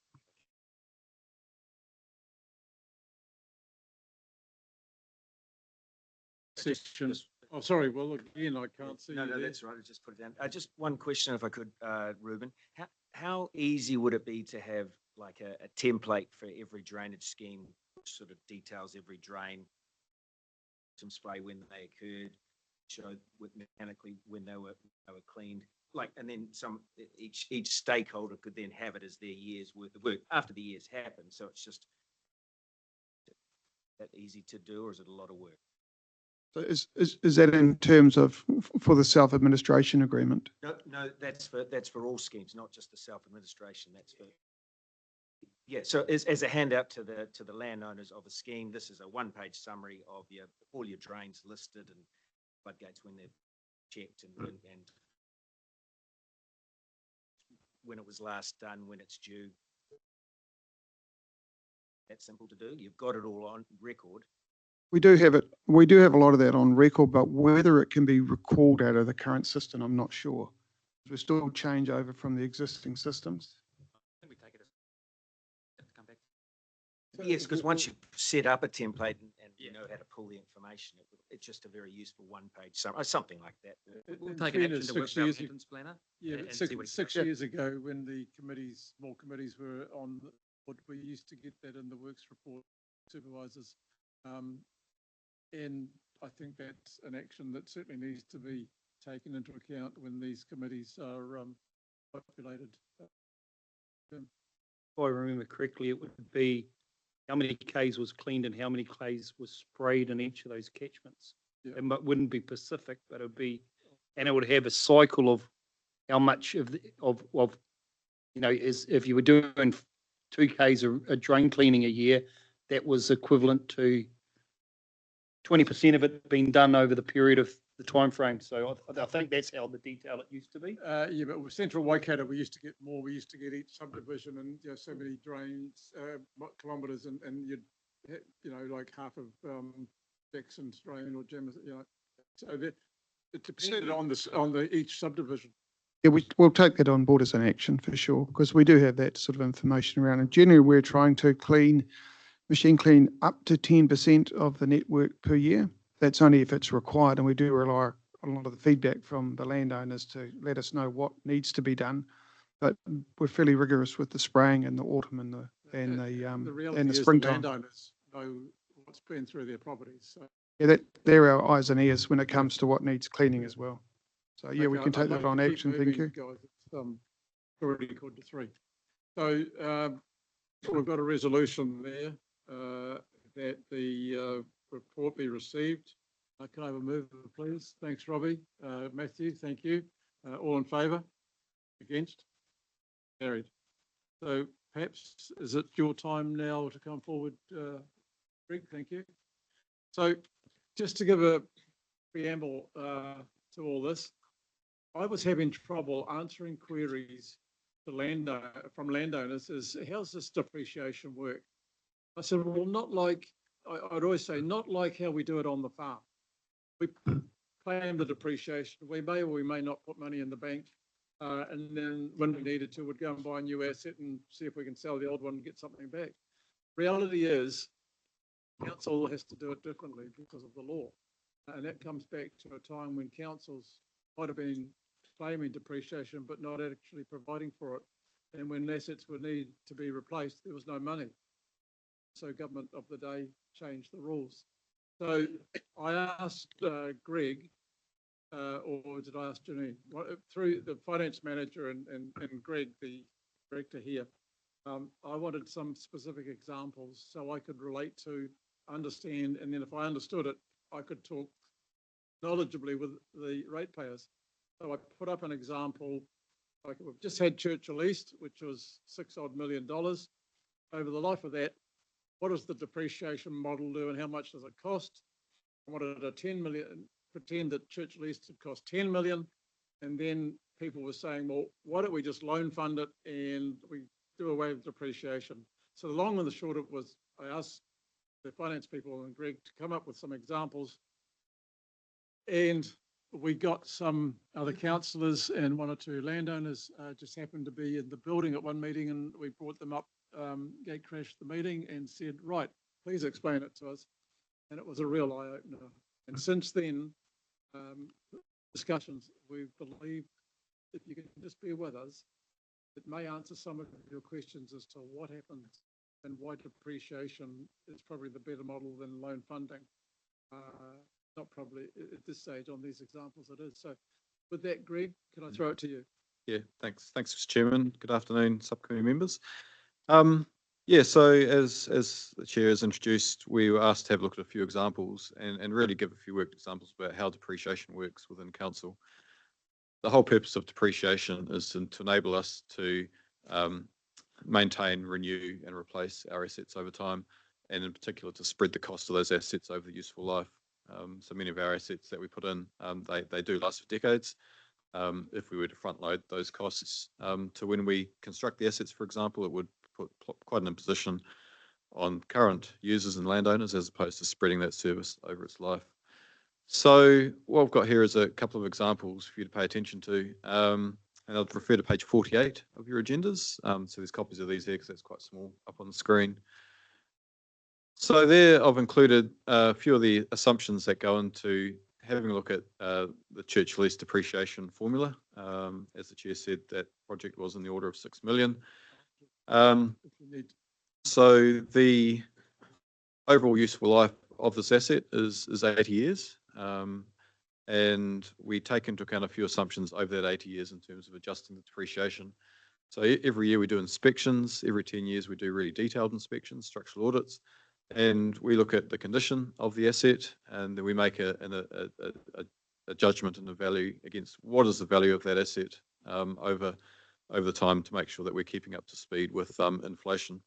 So there's a few assumptions built into this. We're assuming that asset values go up about 2% each year, which is based on what we see at the moment, although that does fluctuate up and down a bit. We do only apply inflation every 3 years. So we do a revaluation of all our assets as part of our long-term plan process. So it takes 3 yearly steps up. One thing to point out, and this is, I guess, it was quite an important takeaway from our discussion with landowners and councillors, is as you can see on the table on the right-hand side here, whilst this asset has a life of 80 years, the asset itself is actually made up of a number of components, and many of them don't have that useful life of 80 years. And so they get, over that 80-year period, they do get renewed periodically, some assets 2 or 3 times over that 80-year period. And that's quite a key takeaway because the comparison that's been drawn is depreciation versus loan funding. And with loan funding, we talk about, I guess, funding the upfront cost of that asset as opposed to funding the depreciation and the renewal that's required over the life of the asset. And that's really where the difference comes about. So if I go to the next slide, thanks, Jordan. So what you can see here is the annual depreciation that's collected against Churchill East. And what you can see there also is the impact of inflation. So you can see that it does go up 2% every year, but it takes 3 yearly steps. So it takes those larger steps. And that really is the reality, because what we are trying to do is make sure that when we are depreciating our assets, we are providing for their future renewal. If we don't revalue, if we don't adjust for inflation, then we'd find ourselves very much on the back foot at the end of the 80-year life of an asset, which is what we don't want. So just throw in here, at the moment, guys, you're getting $10 for your milk solids.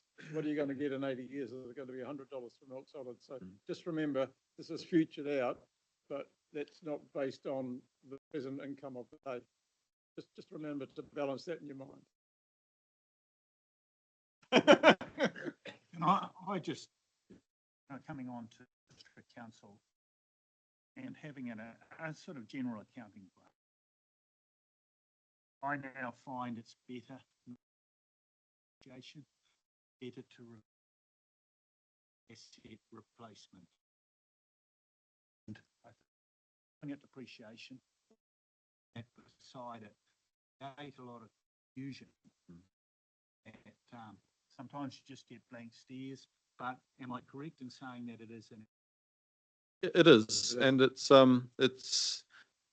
is different from commercial depreciation, because there's tax involved also when you're talking about commercial depreciation. Depreciation as council, this isn't a tax matter for us. This is a way that we maintain our capital program and fund works out into the future.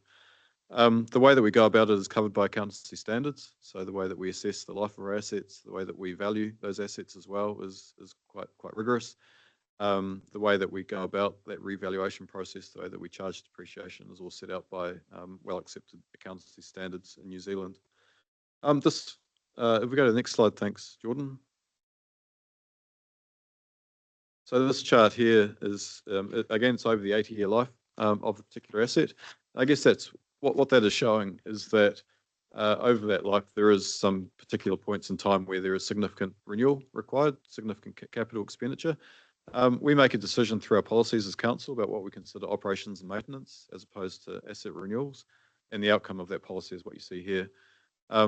One way or another, we do have to fund the work, and whether it's funded through depreciation or OPEX, it probably doesn't make a huge amount of difference. But what it means by funding it through depreciation is that we are spreading the cost over the life of the asset, as opposed to our operational budget being hit with particularly high expenditure from year to year. Probably the most effective chart is actually on the next one, which is effectively this is an asset cash flow chart, which was prepared. And so what you can see there is over the life of an asset, we start at year zero, we effectively draw down the cost to establish that asset, which in the case of Churchill East is $6 million. And then over a period of time, you can see that debt against the asset is recovered slowly over time. What you can also see there is that at different periods of time over the 80 years, there is further drawdown on that asset bank account effectively. And so you can see it goes down, then it starts to build up depending on where those critical renewal points are for this particular asset. One thing I would point out is you can see where we're getting close to year 80, there's quite a large point of expenditure.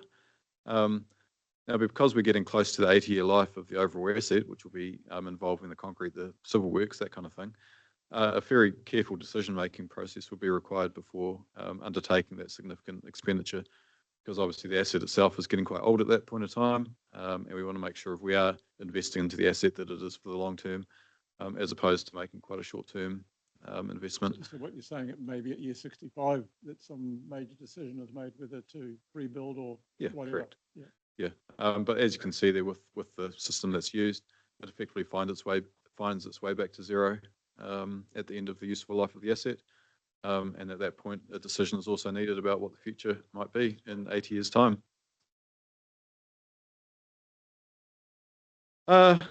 So, Mr. Chair, there are some additional charts included in your agenda pack from pages 52 onwards, and that talks about some of the assumptions that we build into the calculation of depreciation. I wouldn't go through those. I know that you've got a bit to get through in this agenda, but it does give you, as committee members, a bit of an idea of what we do think about when it comes to depreciation, the kind of assumptions that we do have to make, and what goes in behind the numbers. What I would do is if I jump to 2 more slides ahead, please, Jordan.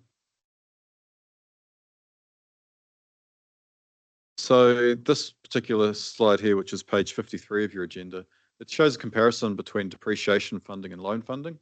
The chart down the bottom there is basically a loan assuming a 5% interest rate and a loan assuming an 8% interest rate and depreciation.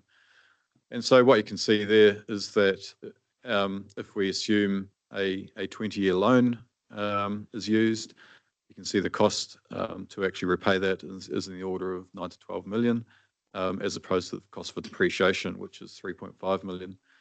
So what that's showing is that the cost of that asset has been constrained into a much shorter time period. So it is I guess, putting additional costs onto present ratepayers as opposed to those who will be using the asset over its useful life.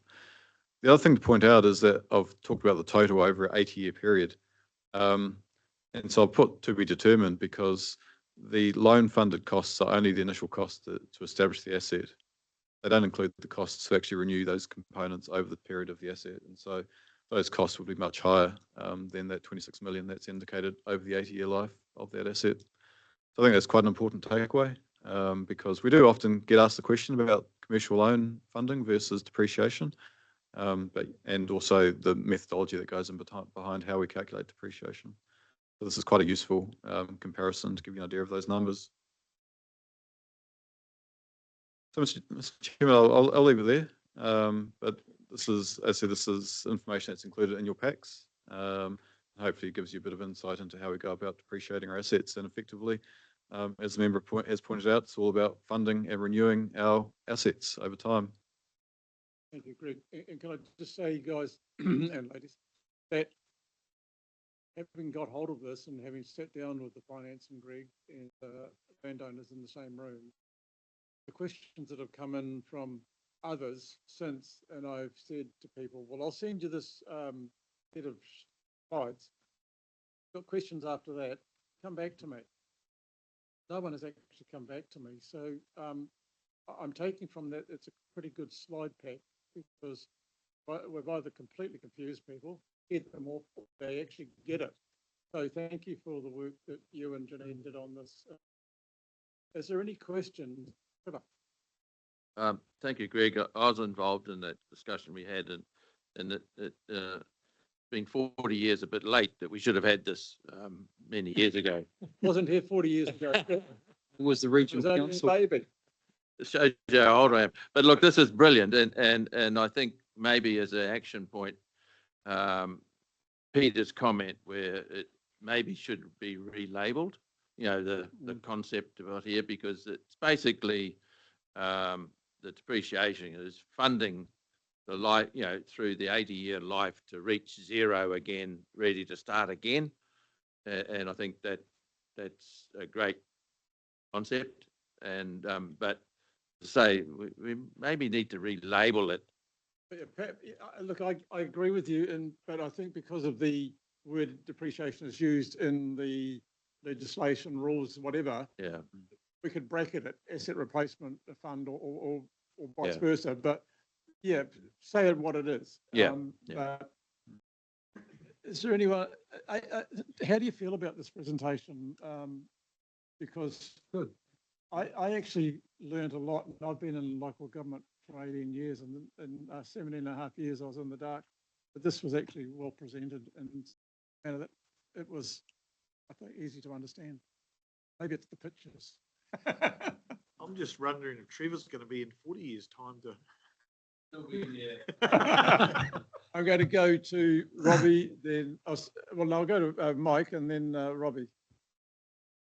Thank you, Mr. Chairman. I was just going to say, with this depreciation word, when this was first mooted way back in the late 80s, early 90s, it was described as decline in service potential rather than depreciation. Basically means the same thing, but it was called DISP. So here's a new word for you, right? Okay, thank you for that. Robbie. Yeah, well, I've been in all the meetings dealing with this depreciation and getting this modelling done as well. And you know, I was on the Waihau Piako Flood Protection Committee for 9 years before becoming a councillor. And I've had myself and Connell Buchanan have sat in many a meeting, and Greg and the and staff from Regional Council and the Pyro office trying to understand this in a simplified, easy way. And it's nearly been impossible over that 9 years to understand it. So those 4 spreadsheets that you got there is a much simpler way of explaining it, that we finally can get our heads around how it works and the mechanisms. That I've taken my hat, and Noel has as well, taken my hat off to you and Janine for finally getting something that we can completely understand and we can present to you guys as members of flood protection committees in the community to understand how this model works. Because without it, we were just looking at stars.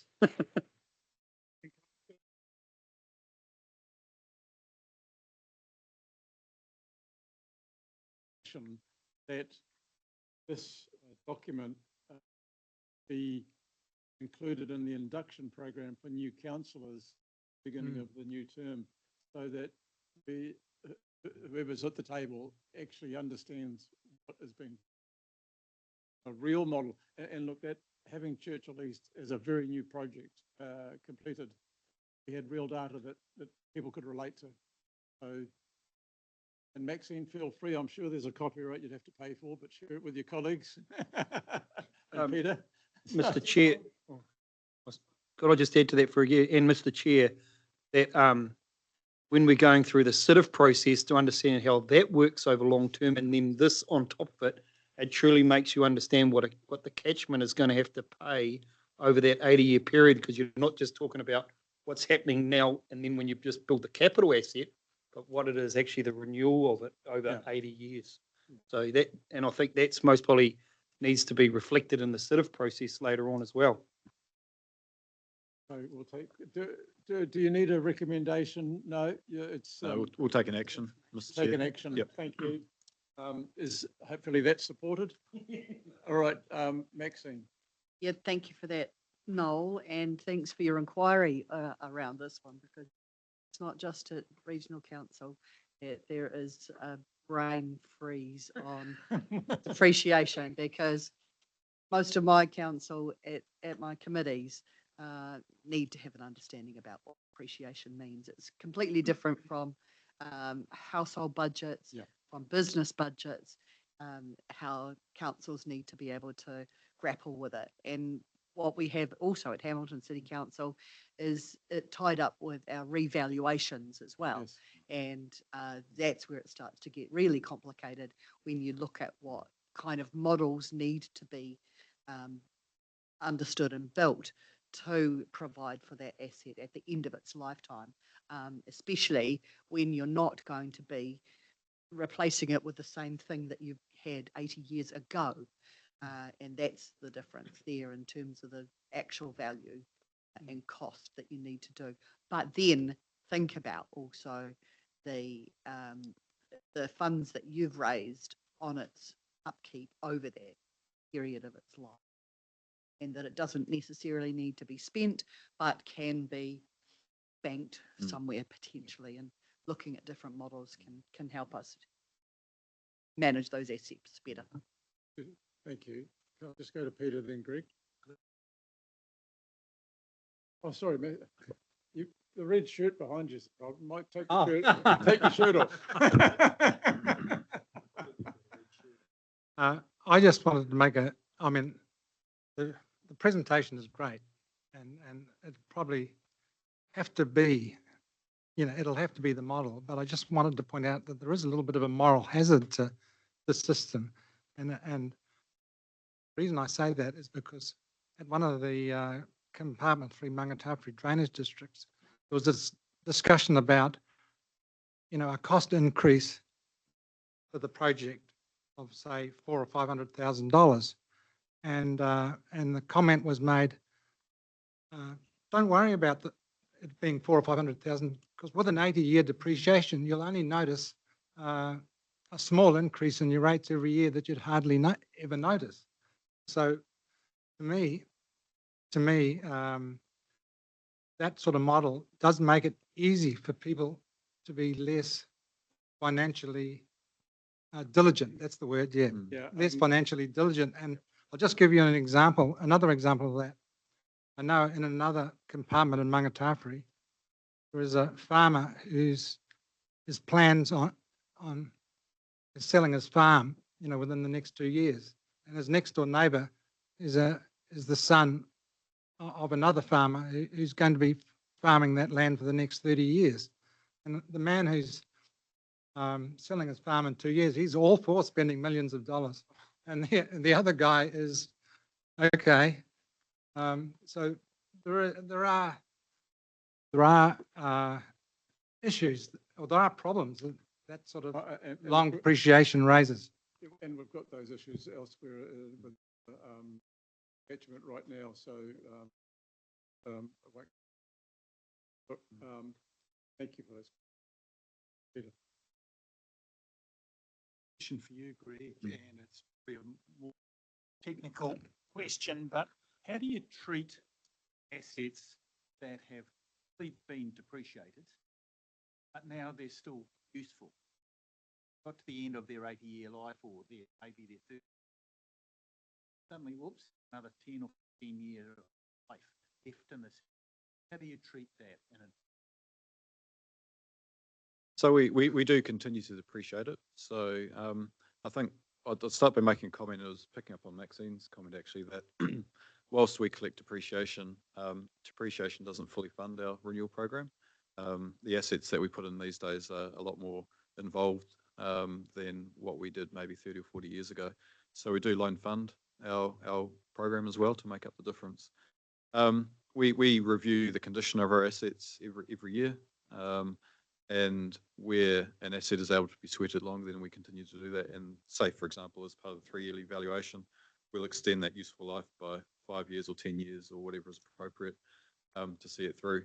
The depreciation will continue, but it'll reflect the limited useful life that it has in that situation. But yeah, we'll continue to depreciate it because it is continuing to provide the service. And I guess in the reality is, it is continuing to provide a service. I think it was described as I think Mike, you described it as yes, and in that case, you've actually got an extension in service potential where something may have been designed for 40 years, but it might be good for 50 years. So we do need to keep depreciating. We're required to. The other aspect to that is actually where we stop depreciating the asset, and that's where the service level has declined to a point where we're required to do that and impair the asset for our system. And does that depreciation funding it stays as a reserve within the departments? It's collected. It is collected against the specific assets, but it's held at a zone level because depreciation will come in from all sorts of different places, all sorts of different assets, and end of the day, the cost needs to go where the renewal is happening at that time. So it's balanced out that way. Thank you. Cool. Thank you, Mr. Chairman. Just a question: the 2%, is that the amount that's been used to revalue for always, or does that vary, that figure? It does vary from. I mean, so we do a detailed revaluation every 3 years. Yep. And that will go up and down. I think that 2%. Oh, it's just the assumption. was- I thought it was a fixed figure. Based on what's been happening lately. That 2% is just the assumption that goes in behind these figures. That's based on, I think, some Beal numbers that we're able to use. But we use the actual figures every 3 years. So it is an actual full replacement value that you use. Yep. Not a 2% figure. So Yeah. you revalue all the assets. Based on current. That's what I thought. Yeah, we do. Yeah. But to actually land a figure, there were some assumptions that were made. So that so the assets could go up 10% in 3 years if there's been huge. And of course, that's the issue. It gets depreciated, but every 3 years it goes up. So the 6 million value of that asset last year put in 80 years' time, the $100 million asset. And in this case, 29 million or whatever. Yeah. Well, so the example was of the last long-term plan, our asset value went from 680 million up to 1.1 billion. And that was largely driven. Yep, and that was largely driven by stop banks and the cost of undertaking earthworks. One more question. This is an 80-year example. Is that what pretty much most of the Or pump that type of stations infrastructure. for that type of Yeah. infrastructure? So is it the SITIF, is that the resource consent? Is that? No. So SITIF is the Sustainable Infrastructure Decision-Making Framework that we're trialling in Motukaraka at the moment. That's an approach, it's not new. It's an approach that NZTA have used for a while. It's an approach that looks at, if we've got infrastructural challenges, it opens a conversation with infrastructure stakeholders around what those issues are, what the options or what the long-term outcome sought is, what the options are to achieve that outcome, and ultimately what the preferred option is going forward. So with Motukaraka, it's allowing us to consider what options we might look at with this particular pump station that's not providing level of service currently. So, in-house deciding what the best option is, and okay, for Motukaraka is a pump. Yes, let's go and do it, and then let's consult with everybody. Back up. Let's get the community, all the stakeholders in, talk about what the issue is, and then bring in all the issues that everybody's on the table. Hopefully, sort those out as part of the process, so that when you get to the end, you've got maybe a pump, maybe some retirement of land, maybe some wetlands developed or rejuvenated and brought back. Whole raft of options, and I'm not saying what is happening here because I haven't got the latest, but so it's a process to front end it better than going to the end and having a scrap with everybody else. So that's my language. No, that's right, because in here we've got, I don't know, there's 80 drainage schemes across the region. So they're not all pumped. No, but do they all have 80-year resource consents? How long does each one have? No, they don't have 80-year resource consents, no. So our drainage work is done through a combination of permitted activities and we have a comprehensive consent for our modified waterways as well. I don't know, Ruben, you can maybe tell me how long that comprehensive has got to go. But I mean, generally we go up to about 30 years for consents, and these consents would be probably 10, 15 years old, I'd say. Okay. So we've got it out for 80 years, but I guess the risk is that there'll be too many conditions to get it across the line at the next consent period. We will have to cross that bridge once we get to that. One thing to note is that we don't depreciate our open drains. So that program is simply an operation and maintenance program as opposed to capital renewals. And the biggest player in that game was Fishing Game, and I was involved with as chair of the Central Waikato drainage area at the time, and it just prolonged the process. That's the process. That's the law. They're entitled to have their say. But yeah, and the modified water courses, so natural water courses and all that's permitted, isn't it? So when there's we a whole do lot of work, regimes under different classification of waterways. where we do work in artificial water courses, that's generally permitted. There are some caveats around that, of course, but modified water courses, which are the ones that have a natural catchment to them, that's where we have to have a consent, and we've got a comprehensive consent across all of our schemes to enable that to happen. That took some years to get. So I want to try and wrap this up. So is that a button on, Matthew, or is it you left it on? No? All right. Greg, thank you once again for this presentation. And by all means, anyone in the room, please share it if you've got anyone asking. And should I dare say this? Greg will be happy to discuss it with anybody. And this is going to go across to the Karakia Subcommittee in 3 weeks' time. So it's again a better understanding through the community of what depreciation is really all about for our assets. So I'll move that the report be received. So second, thank you, Maxine. All in favour? Carried. Now, Thank you. We have a next item. Staff are wanting to know some information from you. What we can either do is do it here. Our preference is probably, hopefully you've already read the questions about the way forward and you've already pre-populated your answers and you're just going to tear them off and hand them in. But Dave Doggett, you're the team leader of democracy, keeps us honest. And so this is about giving input into how we build, sorry? That's right. I said, I knew somebody was going to bring it up. He is. So Dave, perhaps without stealing your thunder, tell us what you want to do and why you're doing it. Okay, so bit of a brief overview. At the last Hierarchy Scheme Subcommittee meeting, that this was raised as an issue. The comment was made there, not saying that it applies here, that they felt the average age was getting a bit old for their liking, and they wanted to attract some younger people, and that opened the door to a wider conversation about how, where, what the committees should do, right? I like to think I'm the youngest one here, but No, you miss out. I want to take it, you know. Anyway, so what we tend to do at the end, as the triennium comes to an end, we tend to gather the questions I've put in the report. We tend to gather that anyway, and that we use to collate this report that goes to the incoming council, and they will ultimately decide the future and direction of the committee structure. So, as Noel has said, should he return after the election on the 11th of October, he'll play a part of that. Thank you for your confidence. Yeah. Totally neutral, you see. So He's I've also an circulated. election officer. That's right. I've circulated the questions. And I thought the best way for me to deal with this is I'll sit here now, and if you've got any questions for me or you want any feedback coming from me, and then after this meeting, I could send you all an email the same way we send you the agenda. I'll put those questions back in that, and anyone that wants to reply is able to. It's possibly the easiest way without me sitting here and noting everything down one point at a time and keeping it till dinner time. So I'm in your hands.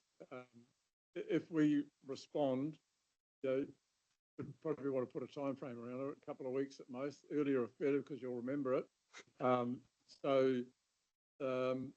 Otherwise, you could just sit here and fire responses back, and some of us have got another meeting to go to. No pressure at all. What would you like to do? If those of you who want to fill something out and hand it to Dave as you walk out, that's fine. What would you like to do, or you'd like to make a point? I'll make a point. Yes.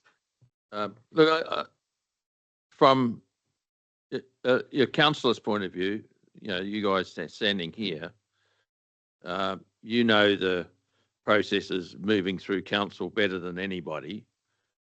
So could you give a quick update? Do you think this is the appropriate forum, or do you think there's a better forum for this, for moving forward for this committee? I mean, just, you know, because you guys are in the council system. We sit outside it most of the time. I'm not putting you on the spot, Noel, but I'm just. No, what I'll do is I'll whatever it is. I'll preempt this by saying that this is not an election speech. No. We cannot get into that, right? I just want to ask your opinion. The discussions that have been held amongst some of the councillors is that 6 years ago we had a setup. Some of the processes were not safe for some of the members. And so when we came back last term, we didn't have any committees. This term, there was quite a push, and we managed to get the committees in their current form in play, but there was a lot of resistance at the start of the triennium. As the triennium's gone along and the information that has been fed back from the committees through to ICM and then up to council, the current council crop are more relaxed and supportive of the committees. There is even support to bring back more of the catchment committees, because at this stage it's only Hauraki and Lower Waikato.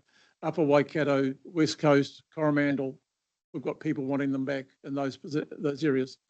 So my personal view is that a third of council's income comes from targeted rates in this area. And so therefore there should be a voice in how the landowners, the targeted rate payers, see their money being spent. There has to be a conduit through to councillors so that there is connect. To do so in isolation, as we've seen in the last 3 to 6 years before, without the committees, it was tough. getting through. And even now, I think there's some deficiencies in that.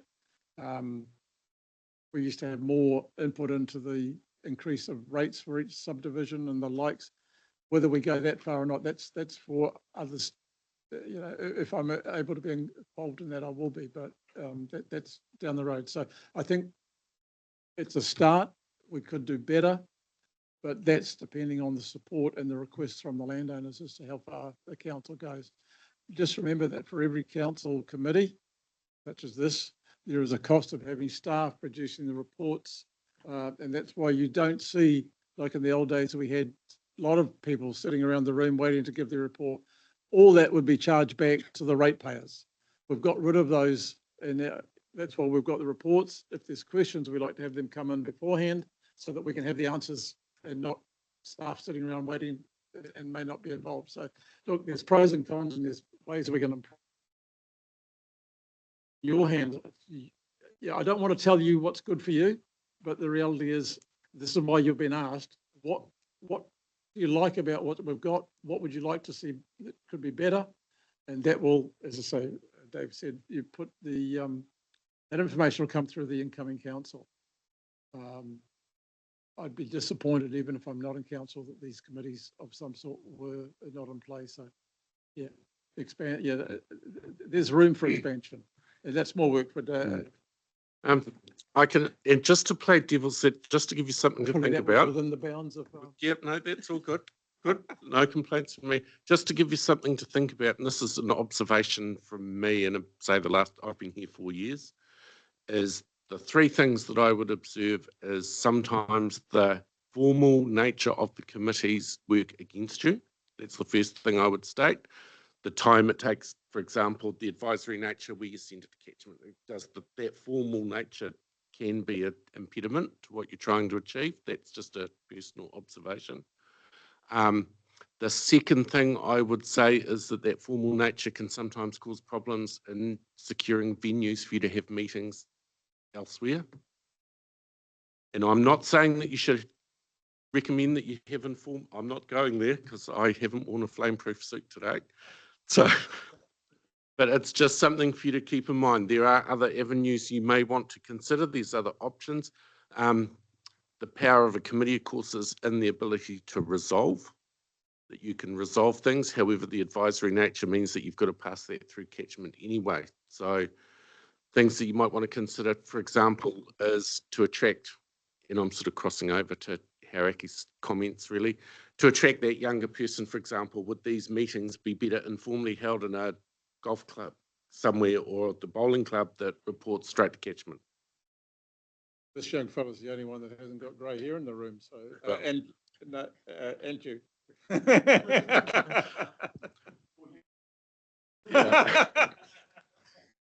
Well, I'm lacking in both counts. I've got grey and none. So, but those are just sort of, if you look at from that tangent, and I can't speak for your communities as to what would attract those younger people. That's something, obviously, why we're asking the question, because we're hoping that you, as the community leaders, I'm going to word it, will have insight into that kind of what's going to work. There'll be a balance between knowledge and youth. I wasn't going to go there. No.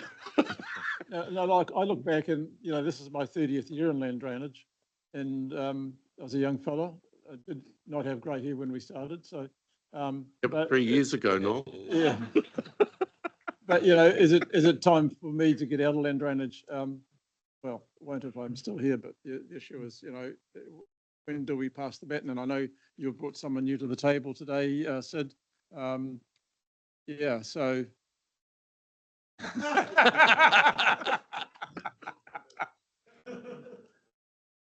Mr. Chairman, if I think this is going to take a while, and by then the election is there. No. Do we get the sack again, or what happens? What we want you to do is give some answers, and even if there's not a question there that you want to comment about, put a comment.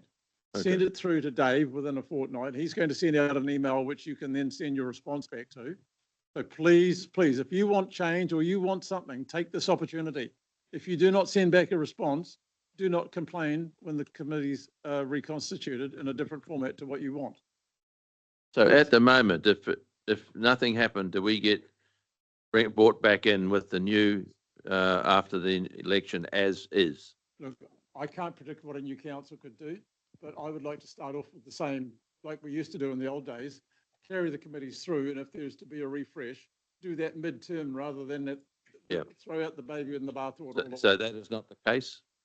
At the moment, we would, look, I can't tell you what's going to happen because I can't commit another council to a decision. So we would hope that this carries on and, but it's just. No matter what form though, that will be the case, isn't it? Yeah, let's just hope the next council sees the benefit of what the staff recommend, and hopefully it's positive that these continue on. Or can we ask the staff if they would consider carrying this on, if it's their decision? No, like if it's a staff recommendation that this committee stays in a similar format to the new election, well, surely it's the staff that we need to ask the question. Well, I'll stick my neck out and say I'm prepared to take a resolution that recommends to ICM, because that's who this committee recommends to, that ICM recommend to council that these committees continue in this form or an enhanced form. I'm prepared to take a resolution. I would second that. You do, my colleague would like to add to that. I'd just like to say maybe that how it's populated stays the same if it's reconstituted to halfway through the triennium to repopulate it, that it's not, there isn't the disbandment of the committee. Yeah, I'm just not wanting to get the detail. Anyway. Yeah. Okay, I can probably provide some assurance here that while just prior to the election, council stops, right? And we tend to discharge the committees. We will not be discharging the ratepayer members from the committees. So you will stay appointed to those committees. We will discharge our councillors.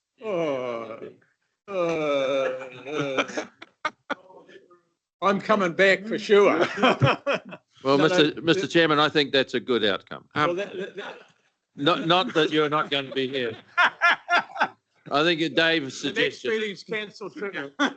Dave's suggestion is, can we table that or something? Or no. Look, there has been discussions, and that's what's intended. Right at the very beginning, and like members in Hauraki were saying, we're not interested unless we continue. Yeah. There's none of this 3-year in and out nonsense, and so I've got no issue. Councillors come and go, but it's the continuity and then refreshing of this committee that's important. So staff have heard what has been asked for. You guys will stay around the room. We will disappear. Yep. And I mean, it's the feedback we're calling for that will form part of that report that goes to the incoming council. So that's kind of half the purpose of this. And I mean, as far as other vehicles go, Adam's probably better qualified to talk of those. Like there are, there's the advisory groups and all the other stuff, but I'm not part of that, so I can't comment on how those stack up compared to the committee because I've never been to one, which they probably are thankful for. But well, thank you, Dave. And look, if I can wrap this up. This is my first time on the committee, and I think it's fantastic because staff who are actually looking after our assets have been accountable to targeted rates, which is us. And we've obviously got them a lot at stake because these are our assets and want them to be run as efficiently as and possible, viable. So, and I see it's 27% of all the capital value of the region is in managed schemes. So very, very, so us and we're, I don't know the lower Waikato, what that makes up of the total drainage area, 84 schemes. So we might be 30% of that. But it's important, and we've got us and Hauraki this format, and it's and the others want to come on to. And I think it's great because the staff are accountable to us, and it makes them focus what they're. So thank you for those Yeah. And I've sensed through the work of the committee, staff are much more relaxed about how the committee's operating. I know Robbie and I are much more relaxed than in the normal formal meetings that we have in council. Dave could probably comment on that. It's relaxed, but you know, there's the formalities of resolutions and the likes. But it's, we're here for the ratepayers, you know, and both Robbie and I are ratepayers for drainage and rivers. So look, we've got to work together and go from there. So Dave's going to send out the email. Please take the opportunity to give feedback. And if there's no further questions, thank you, Dave, for your time. Look forward to you getting lots of responses. And we'll move the Sid will move the report, and will second the report be received. All in favour? Against? Carried. Thank you. And there being no further business, I thank you all. As there being no further business, I will call on Adam to do the Karakia. Thank you, Mr. Chairman. Yeah. Yes, sir. Are you going to do that update? Can you delay that? I can. I'll give you 2 minutes. You got to watch him, don't you? You stay there. Look, just Craig, you've got a meeting next week. We formed this small committee at the in liaison with this is to do with permitted activity status on 3 members from Hauraki and 3 members from the Lower Waikato to discuss with council a long outstanding issue is that we believe as landowners that existing flood protection works and existing pump replacement stuff and existing drainage networks should be all based on a permitted activity status. And the reason for this is to save targeted ratepayers and general ratepayers significant amount of money, and also that work can be programmed and done on time, which has been an issue moving forward. So we've had a number of discussions and it's coming together on the 29th, which is tomorrow week, where our delegations, including you, Craig, sorry about that, but where we are meeting with 3 directors, 1 of ICM, 1 of the regulatory department, and 1 of policy, to go over all this, because from the information we have gathered as landowner reps, existing policies, existing legislation absolutely says it can be all done under permitted activity, and we are sitting with council basically to say, why aren't they?